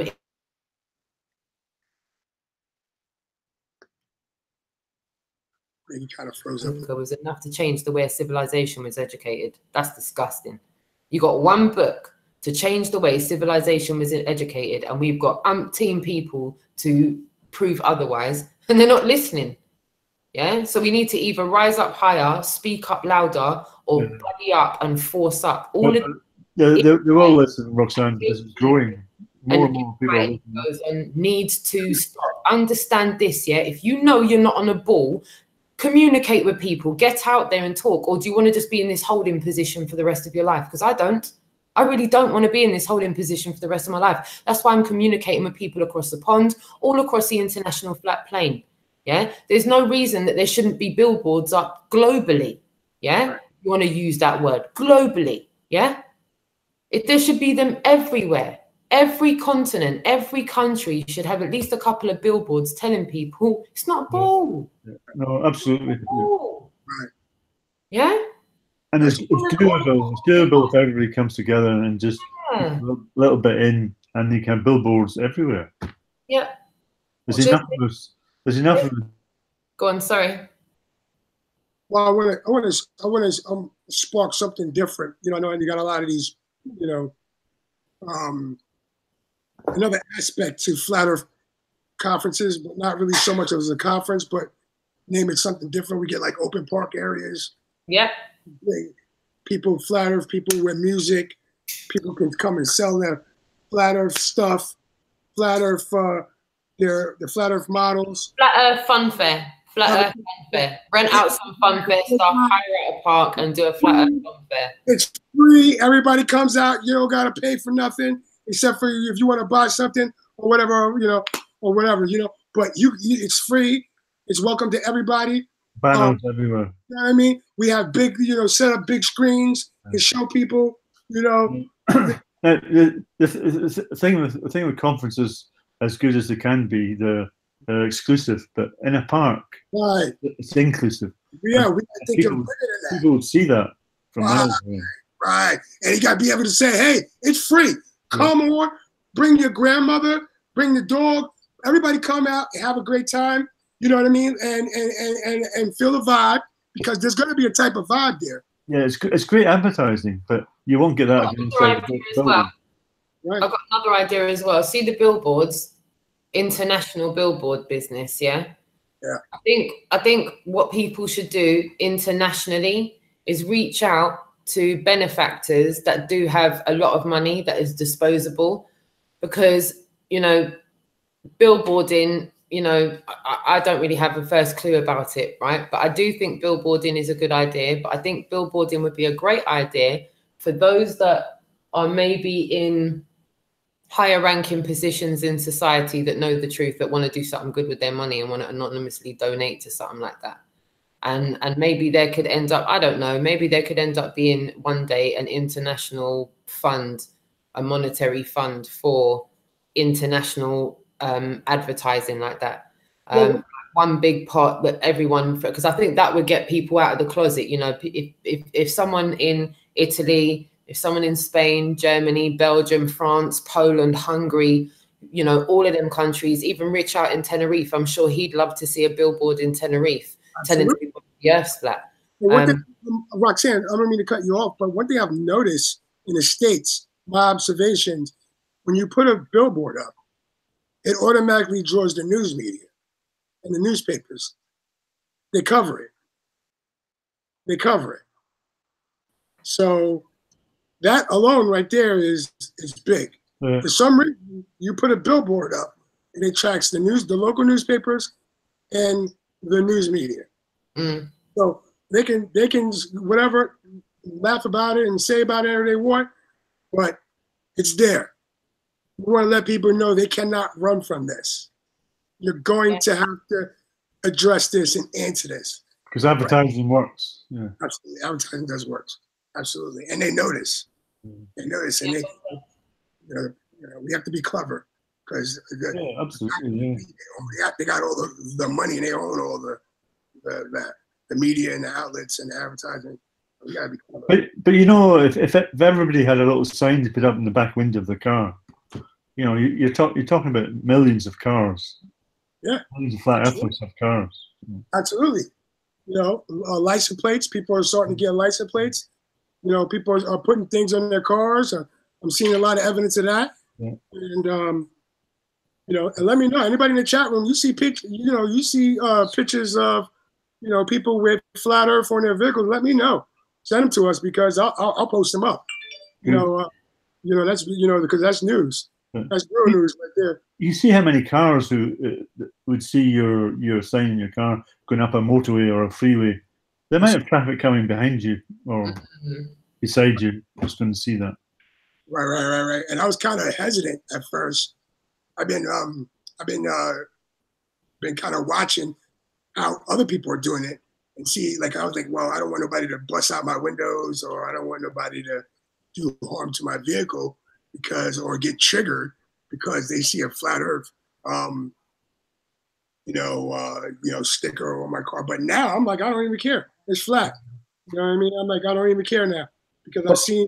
Yeah. There's a guy, a friend of ours called Matthew Snedden, who got an LCD, is it? A digital message board that sits in the back of your car. Nice. But you can switch it on and off. So like you were saying, you're a bit scared about if you're parking the car somewhere, but you just switch it off. If you're at your home, you don't want your neighbours to see it. But once you're on the freeway, you just switch it on, and it's got flat Earth coming on. Oh yeah. Oh yeah. Absolutely. That's a great idea. Yeah. You can buy it off Amazon quite cheaply. So. Yeah, use your imagination, man. Mm-hmm. Use your imagination. You're a flat earther and you're religious and you go to church. Talk to your pastor. I have my uncle. He's a pastor. My uncle, he's a pastor. You know, he's a pastor in church. When the first thing I woke up, I called him, and I left because he was busy. I left him messages. I said, "Hey, look, man, I came to some new information about this flat Earth." He still have yet not called me back. My mother's brother, my uncle, does not want to touch this topic with a 10-foot pole. Now I've talked to my auntie. I tried to call him again from another number. I talked to my auntie, and I'm trying to tell her like a short, and she wouldn't call me back. So I'm like, wait a minute. So, you know, these are the kind of things that we got to deal with, man. Yeah, your friends are dwindling. And if they just listen to you, if they just gave me a time of day, right, and then they just hear it, you know, it would make sense, because I would go, you know, just, you know, get people to look at their Bible like they never looked, you know, understand it before. You know what I mean? Kind of like get them to, you know, look at Genesis and look at what this, you know, the obvious deceptions and stuff, you know. Mm. You know, and look what it says, because they hold true to what's in that book. So, and you know, and they, you know, and what they have found out, that religious people, they just take what they want to be literal, pick and choose. So, and there's a lot of, you know, people interpret the Bible, you know, the way they was brought up or the way they perceive it. So there's a lot of, you know, different things. But, you know, if it's in a book, and you can't say you take the Bible literally, and, you know, and you can't understand this. In the Bible, it says that, you know, the earth is immovable, fixed, you know, can't move. It says that God divided the waters from the waters and made the firmament, you know what I mean? So, you know, it says that God didn't make the sun and the moon until the third or fourth day. So what the hell is the earth spinning around for 3 or 4 days? You know what I mean? So, you know, it's, you know, I like talking, you know, to them, because, you know, because it makes them see the Bible in a whole different way. You know what I mean? So everybody can get the red pill. You know, even if there's not their time to wake up, you know, but they may talk about it, laugh about it, and say something to one of their friends or whatever. Hey, it is what it is, man. That's so true. That's so true. Well, I do have an interesting story, though. Go for it. I was at work. Mm-hmm. I'm taking a patient to the hospital. This patient is in his mid-80s. Mm-hmm. And as I'm taking him to the hospital, you know, he's telling me he used to be in the military, and he's still under strict orders not to say anything. So that right there, I automatically said, you can tell people now, we know what's going on. He looked at me like, what? We know it's flat, man, right? And he looked at me like he's seen a ghost. I said, yeah, man, it's old news. And I said, you know, that could be like, you know, so don't be afraid, you know, you don't have to keep this to your deathbed confession. You know, tell people, because, you know, it's a done deal. Everybody know. You know, I don't know, people are going to know about it, you know, so. And that was interesting, the way he looked at me, like he's seen a ghost.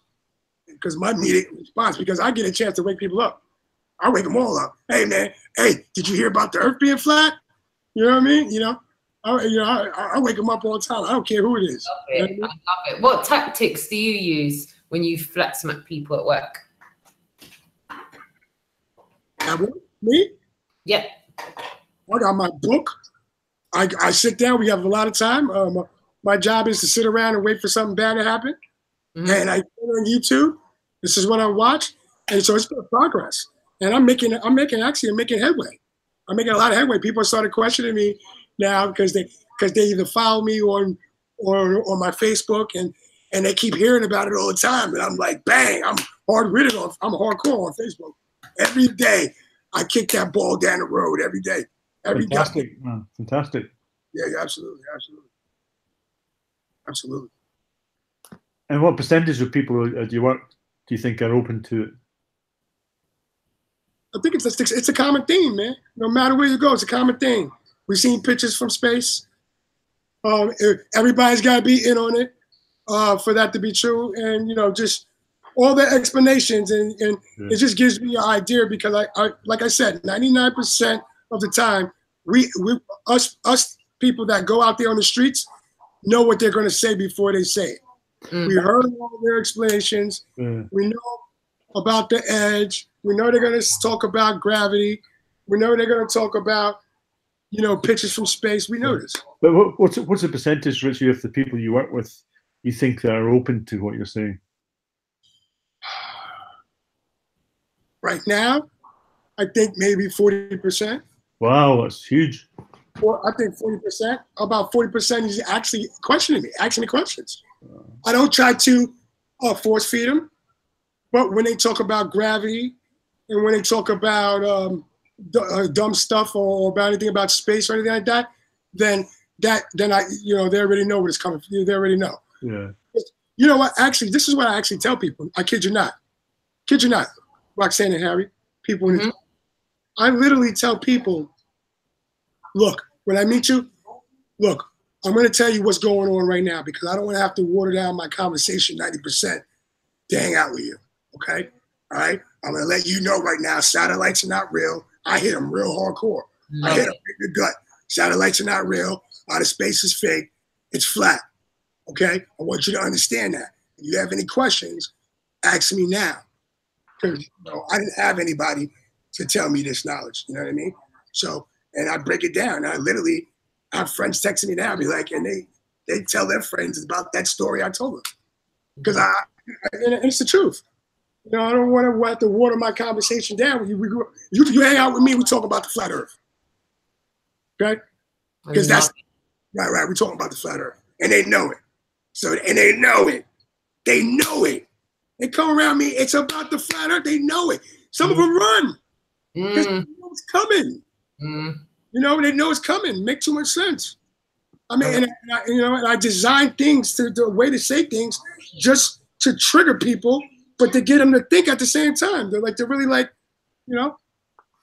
So. No, fantastic! Like a one-man army, Richie. Fantastic, man. Absolutely, man. Absolutely. Same thing with you, man. I mean, the great work you do, man. Definitely a student in what you're doing. You know? Oh, well, I'm just so happy to hear more and more people doing it. It's just growing so fast, and it just spurs me on, you know. I have a friend, Marilyn. She's actually in the chat right now. Shout out to Marilyn. She's hardcore with it. I'm telling you. Matter of fact, I'm gonna in our future post, I want to get her on and get her on and answer questions because let me tell you something about her. She every day she's hardcore with it. Street activism. She's got banners. She's like, all right, I'm going there by myself. Yeah. You know, I'm gonna go there I'm going there by myself. She's hardcore with it. She don't let nobody talk her out in the rain. She's hardcore with it. And I got a lot of respect for that. I'm so happy when I came across it. That was a small spot in my heart for Maryland. So yeah, and more ladies as well going out there on the streets. Fantastic. Yeah. Much respect for women getting out on the streets as well. It's not easy getting out on the streets, but I think it's you know, I go out on the streets and I find that people give me a lot more of a hard time than they give Harry at Speaker's Corner. Right. Just putting it out there, not being sexist, but they get me as soon as they get me apart from the guys, it's like I end up getting like verbally trampled on when the guys have got their own kind of space and no one gets up in their space. Just the other week. I was talking my talk and I got launched by a guy in the crowd. Like he proper launched me. If Harry hadn't have been there, I would have been like knocked out.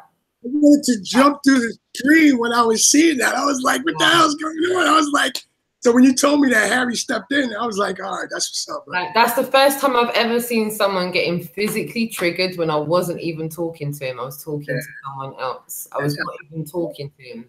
I was talking to someone else. This hurts. You know, for a guy to be like that towards a woman in a public place. Hugging them when they go to bed at night and that. I'm wondering if they've got ball teddy bears. Because the thing is, in my eyes, you either are asleep or you're researching the fact that you've been lied to. And you can't research the fact that you've been lied to and stay asleep. I think that's an impossible thing to do. It might take you a day, it might take you a month, it might take you a year, it might take you a couple of years, but you will realize that you are being lied to. Yeah, you've been lied to about the biggest lie of all. You've been lied to about who you are, where you are and why you're here, which brings me to my next question. Yeah, absolutely. Who are you, Harry? Who are you, man? Who are you? Who are you? Like, what are you? What am I? What are you, Rich? Well, I've questioned that for many years, but it depends how deep you want to go with that. I think. Oh, let's go deep. Let's go deep. Well, yeah. What am I? I'm my thoughts. My thoughts have created the I, the ego, my image I have about myself.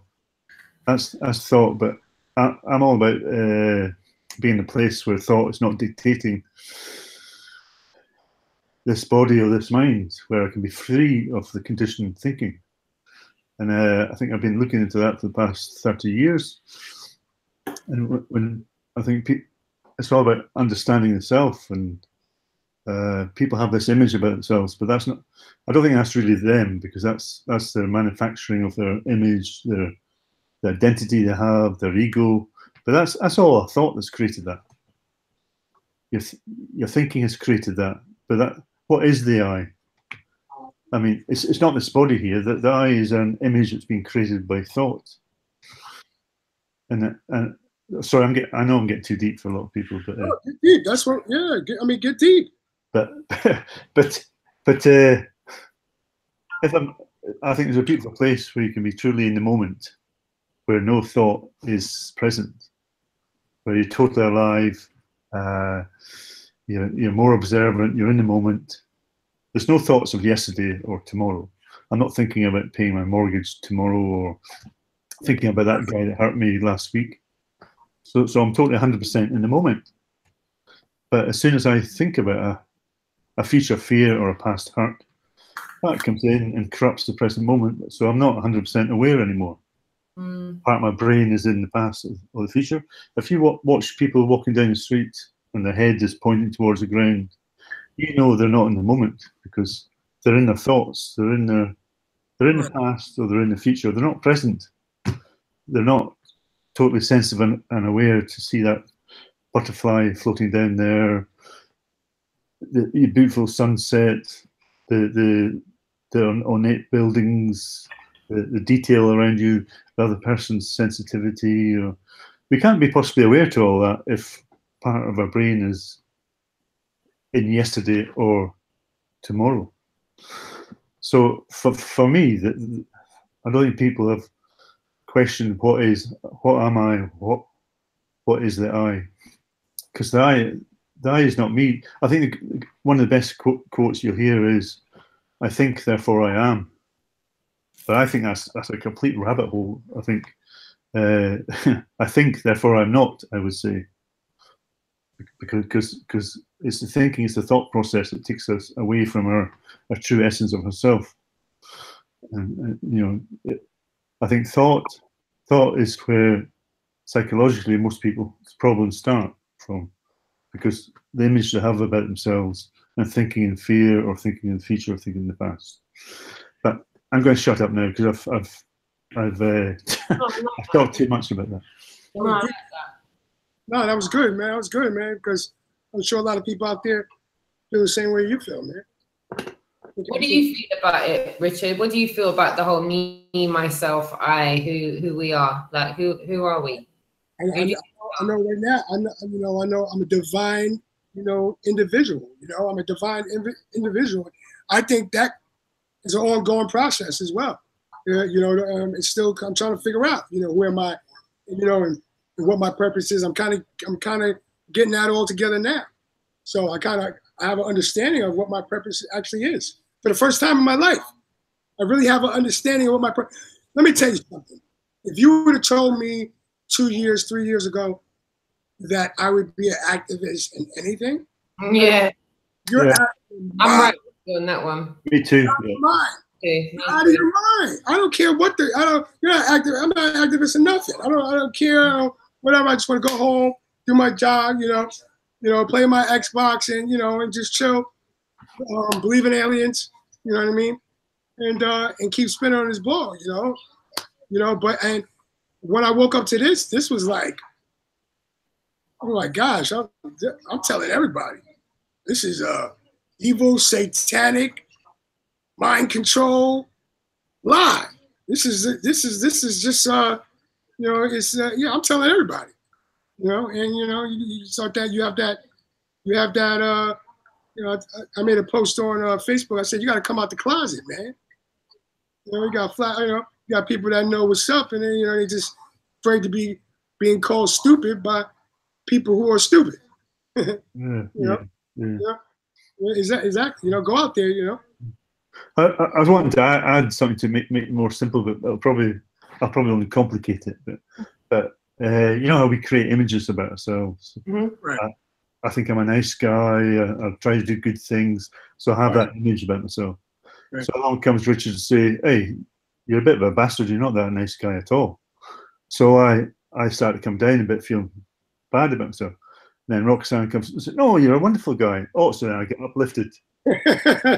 Richard will come in again and say, "No, you're a bad guy." So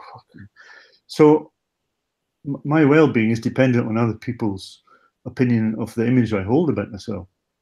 But if I didn't hold any image about myself at all, if I didn't think I was a nice guy or a bad guy, then I'm not going to be swayed up and down by other people's opinions about me.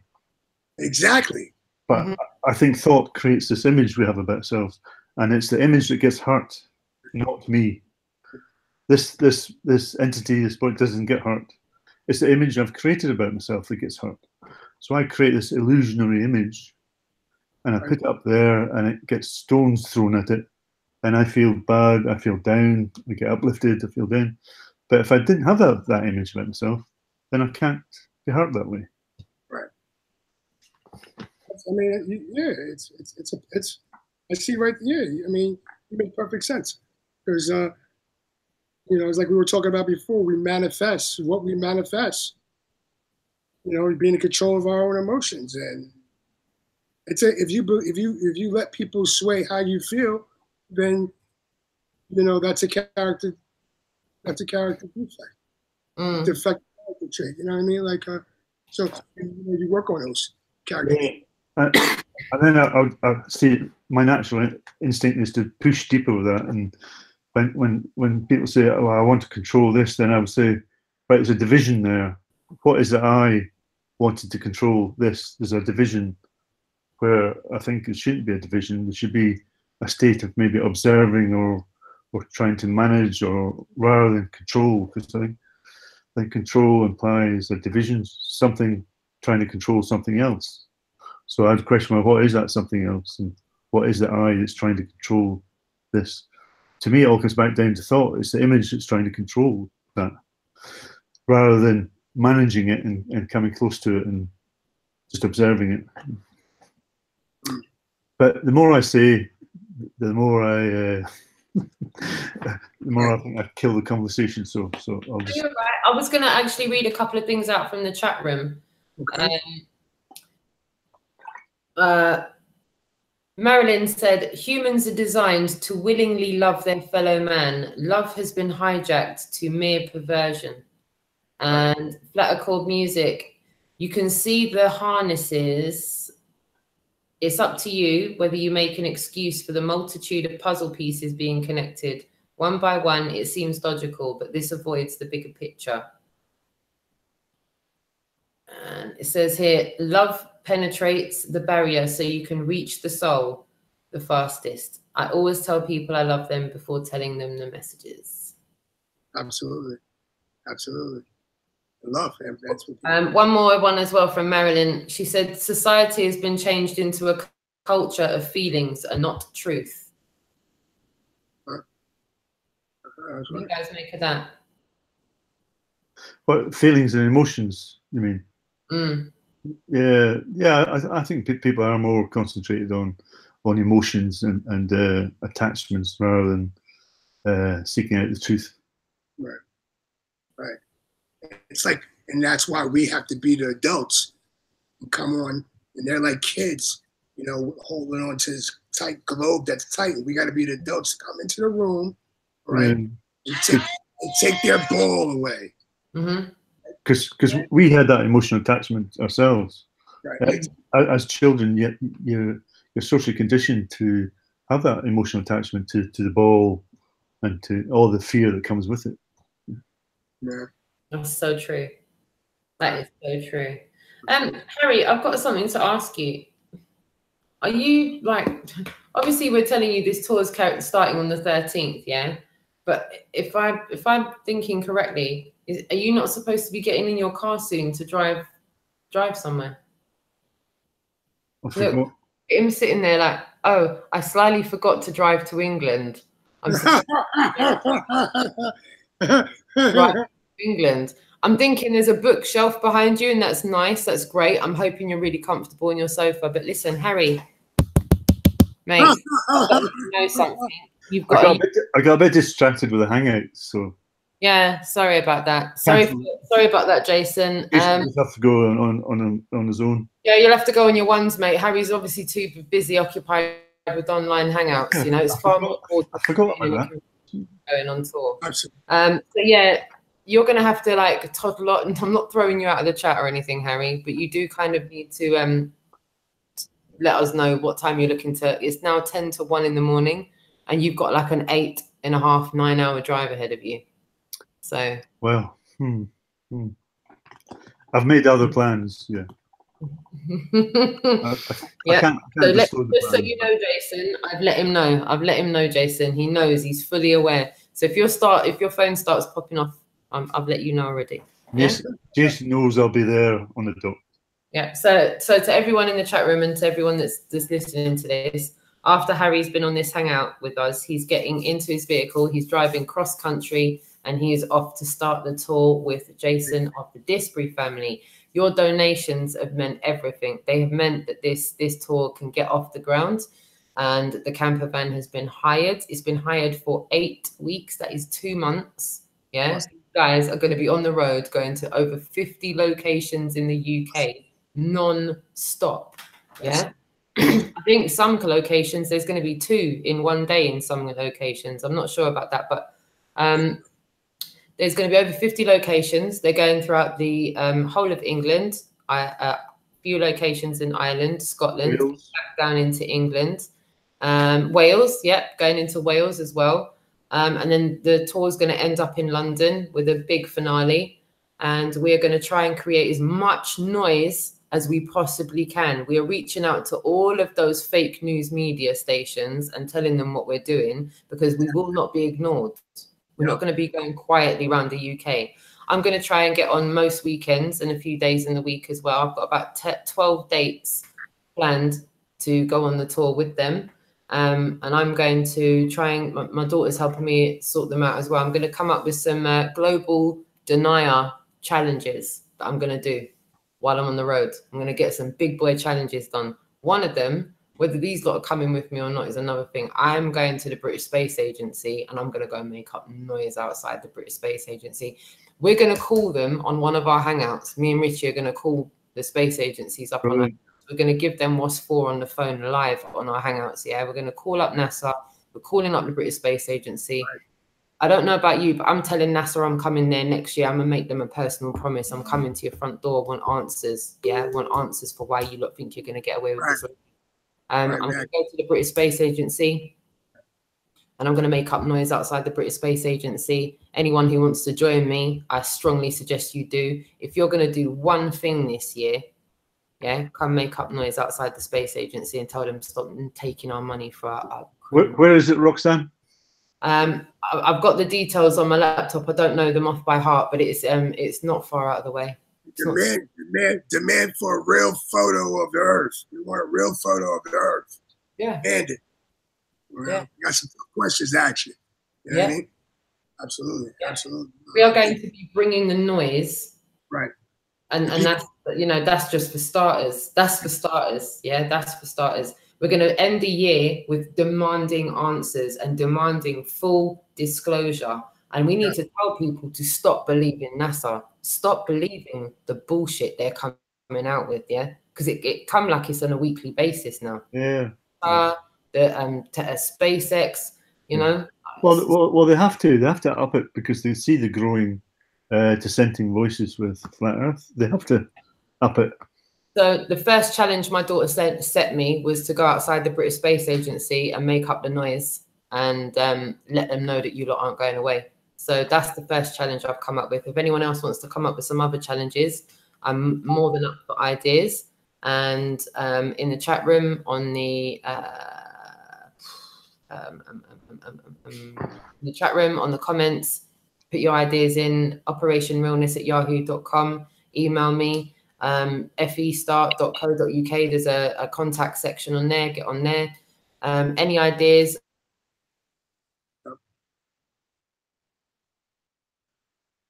Told, get at me on that one.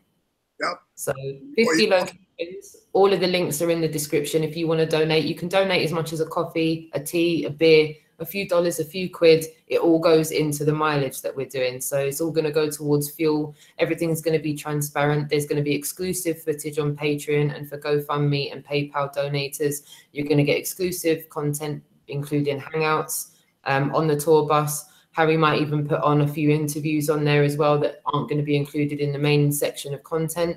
So keep your eyes peeled for notifications on Facebook, YouTube, Twitter, Instagram, you name it. We're all over the place with it. So I just wanted to add that in as well. So links are in the description for all of our channels and that too. Thanks very much, Roxanne, for publicising that and appealing to everybody to get involved. Thanks very much. Absolutely. Also, too, is for Flat Earth news and reports. Roxanne's going to be keeping people updated on everything what's going on with Harry, you know, going on about the news and about what's going on around.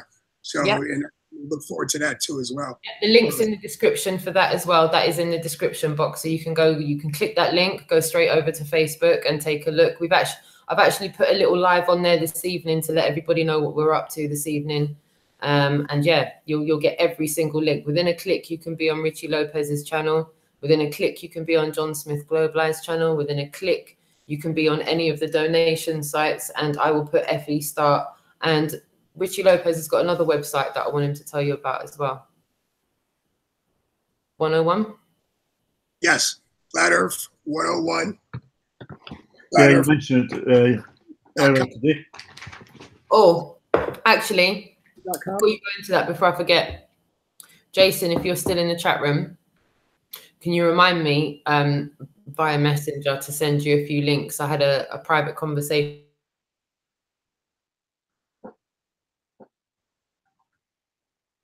Can you message me after and I will give you those links?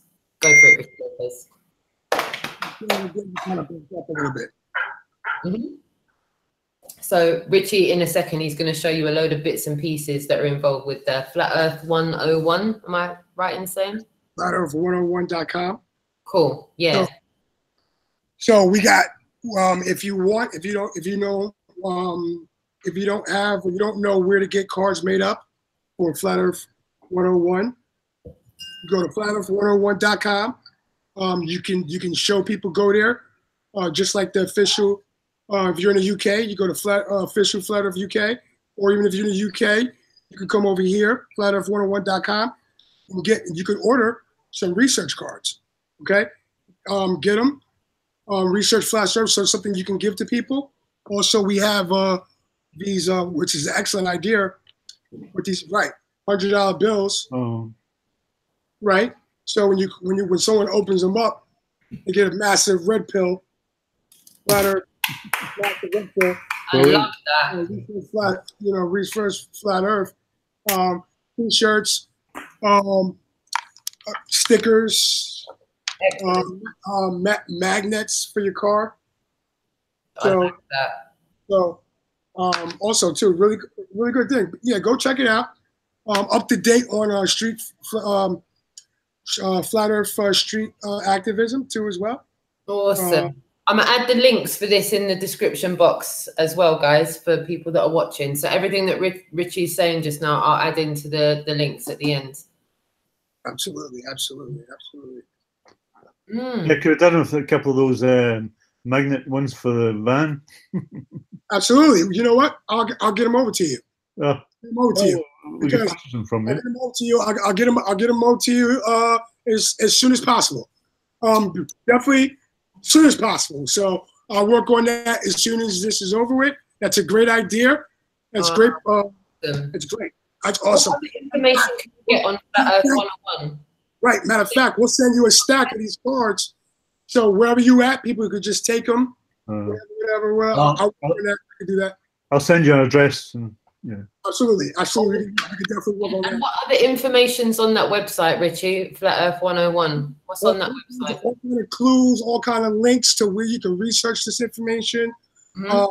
Up to date information on what's going on around the Flat Earth community and people who are out there making it happen. So it's definitely a place you can go for people who don't know about the Flat Earth.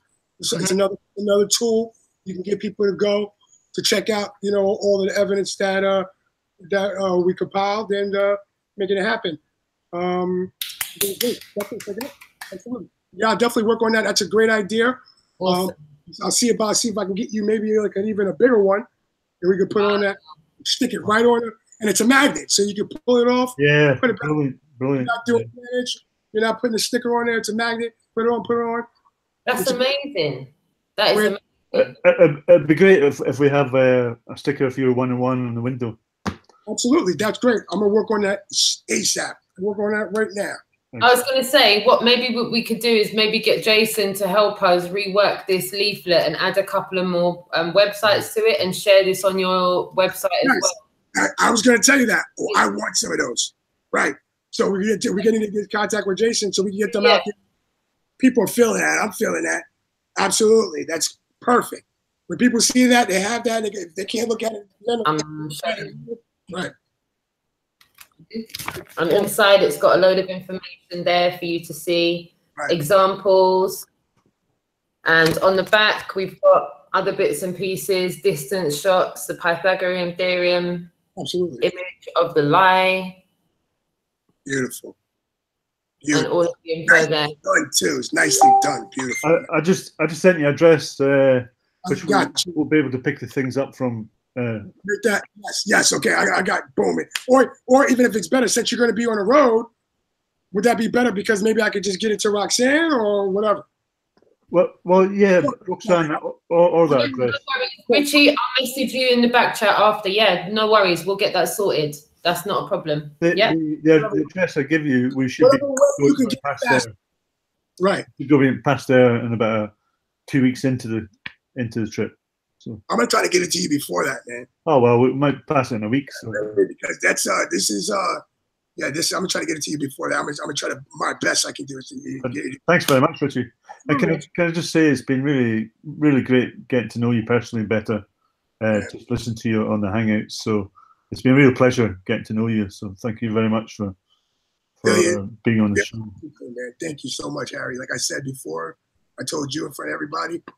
Got massive respect and love for what you're doing. I appreciate what you're doing for the Flat Earth community, for the Flat Earth Awakening. And I stand fully behind you 100%.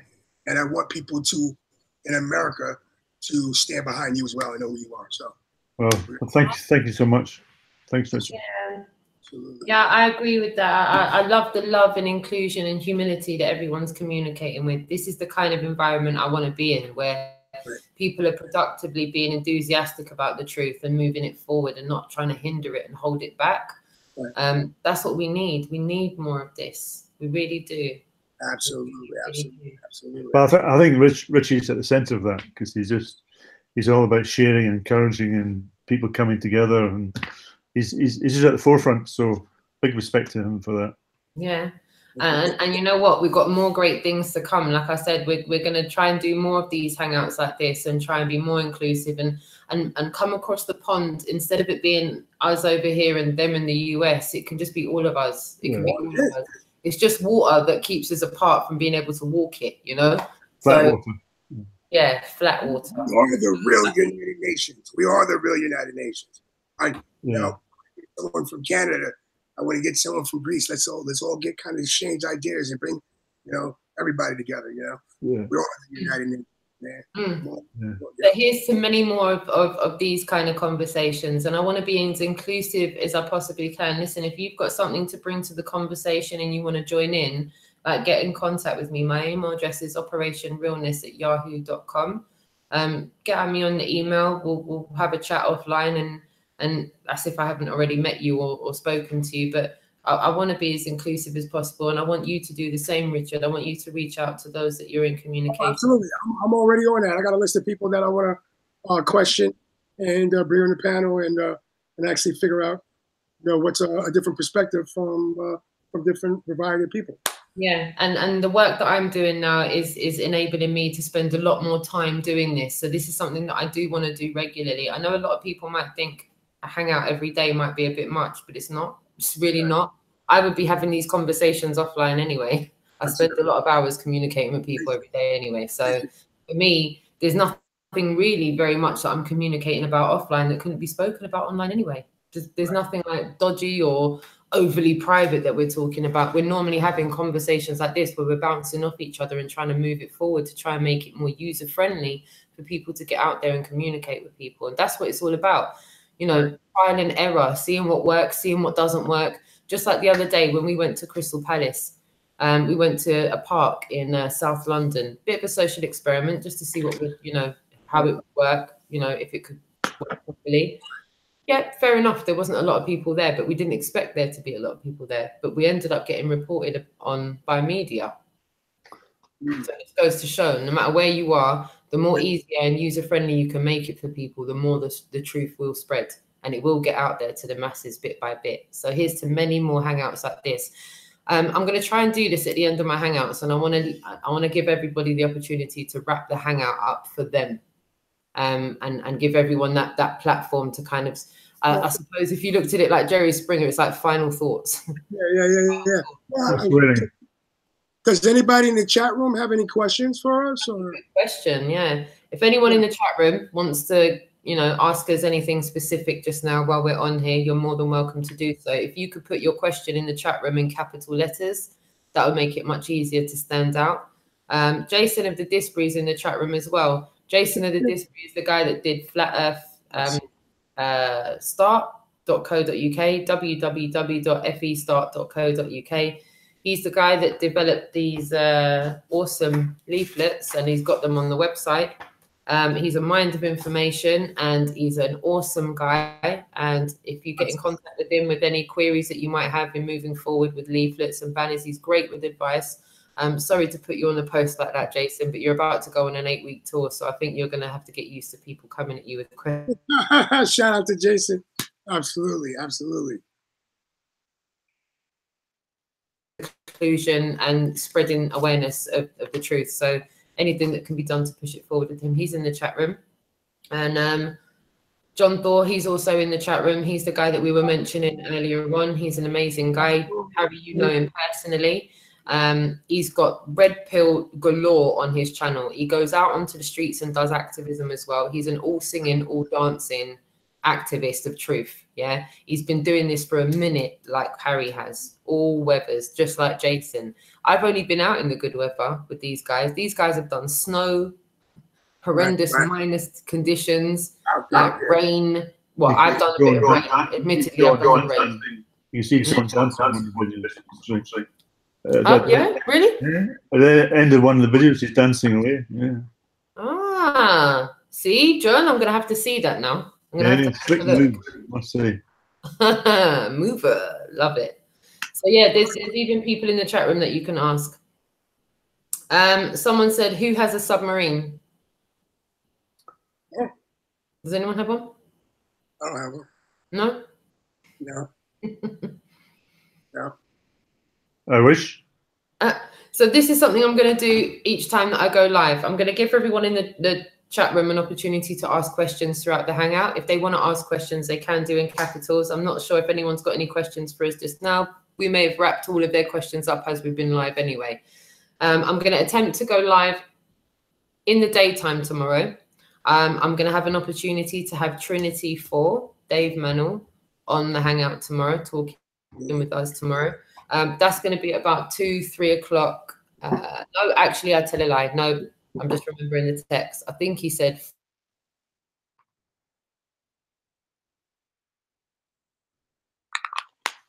the people that live on the West Coast. That's about 11 in the morning tomorrow. I'm going to have Trinity 4, Dave Manel, on the hangout. He's going to be talking about some bits and pieces to do with where he's at. And could you repeat the time again, Roxanne? Because you froze at that point. Yeah, no worries. So that is GMT about 4 p.m. And that is where West Coast, I think that's about 5 hours behind, so it would be about 11 o'clock in the morning. And then I'll be live tomorrow night with some, I won't name who they are yet, as I haven't got confirmation, but tomorrow night should be really interesting. If coming on, who I think is coming on will be coming on. So yeah, it's actually a really exciting week, a big time exciting week. We've also got an exclusive hangout to be involved in at some point this week with Harry and Jason. They're going to be on the camper van or the tour bus, whichever you want to call it. They're going to be live from inside the tour bus. So we're going to get like an exclusive look at what's going on inside the tour bus, how they've got it set up, where they're going to be going first. And they're going to be on the tour. It's happening. People's donations have made a difference. It's happening. Also, too, Harry and Jason, and we're gonna get you guys and Roxanne. We're gonna get you guys some Flat Earth Offensive T-shirts, because that's what we're doing. Is a Flat Earth. Oh, wow, fantastic! Go out there and you know, make it happen. Thank you so much, Richie. Love it. I'll wear mine with pride. Definitely get out there on the FE Offensive. Love that. Absolutely love that. Massive love and respect to you for that, man. Massive. I'm gonna get on the phone with D Marvel after this, and we got some things, and we make it happen. Absolutely, absolutely. Awesome. And I think I managed to get confirmation. I think I've got an awesome hangout set up for Saturday evening with D Marble. So D Marble is going to be on exclusively at the weekend. So that's going to be an amazing hangout. Amazing hangout. I'm really looking forward to that. Super looking forward to that. And we've got other amazing people involved in the next few days. And hopefully this is just going to go on and get bigger and better, and hopefully reach the masses with the truth pills that we need to reach, and at least help people find it more user friendly to go out there and self-empowered go and tell the people the truth. So one way or the other, it's onwards and upwards from here on in. Right. We want to give people channels that if we're resonating with you, then tune into that channel, because we're talking about some real stuff. We're gonna have some people on the panel, question them, I'm asking them some real questions. We're gonna do all kinds of stuff. So and that's great, you having that banner there, Roxanne, you know, for new people coming in, they can actually see information as they're watching you on the channel. So yeah, I'm hoping it's actually viewable to the people watching. It might not be. I might need to have it closer next time. Absolutely. Closer. I'm gonna get it better the more I go. The more I go. Yeah. The more I go. Just so, does everyone want to see my fourth wall? It's quite interesting. I'm gonna let everyone see my fourth wall, right? Roxanne's sitting near her kitchen. You see my little ramshackle setup, because Roxanne's not a professional. Roxanne's just trying to give you the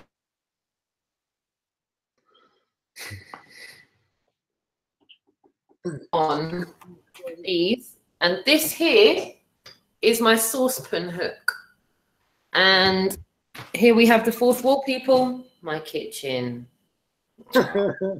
My kitchen, and right here is my booth.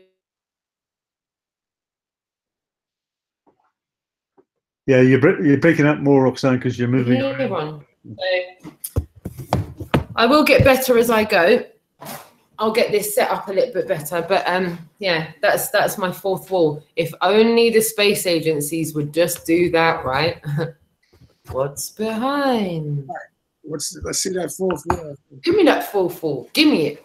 Give me that. Never see that. Never. So yeah, that's about where I'm at with it. I'm gonna try and up my game every time I come live. I'm gonna try and come better with the setup. I want to try and make all of this as legible as absolutely possible. Mm-hmm. Very professional, Roxanne. Coming to the truth, and they want to see a little bit of facts, you know, while they're viewing stuff. So I'm hoping to keep that going. Absolutely. Yeah. So yeah, I'm going to wrap it up for tonight, guys. I want to thank you very much for being here with me. I want to thank every single person in the chat room for rolling with us and listening. Yeah, thanks, everybody. Yeah. taking the time out of your day to join us and be with us as we're having this conversation. And as I said, there shall be more of this to come. Yeah. Links in the description for everyone's channels and how to donate on John Harry's tour. I'm going to say John Smith, Harry Globe Live tour with Jason. Yeah. So yeah, see you all tomorrow. Thank you very much for joining me. Massive love and respect to you. Yeah. Okay. Richard. Right. Thanks, Roxanne.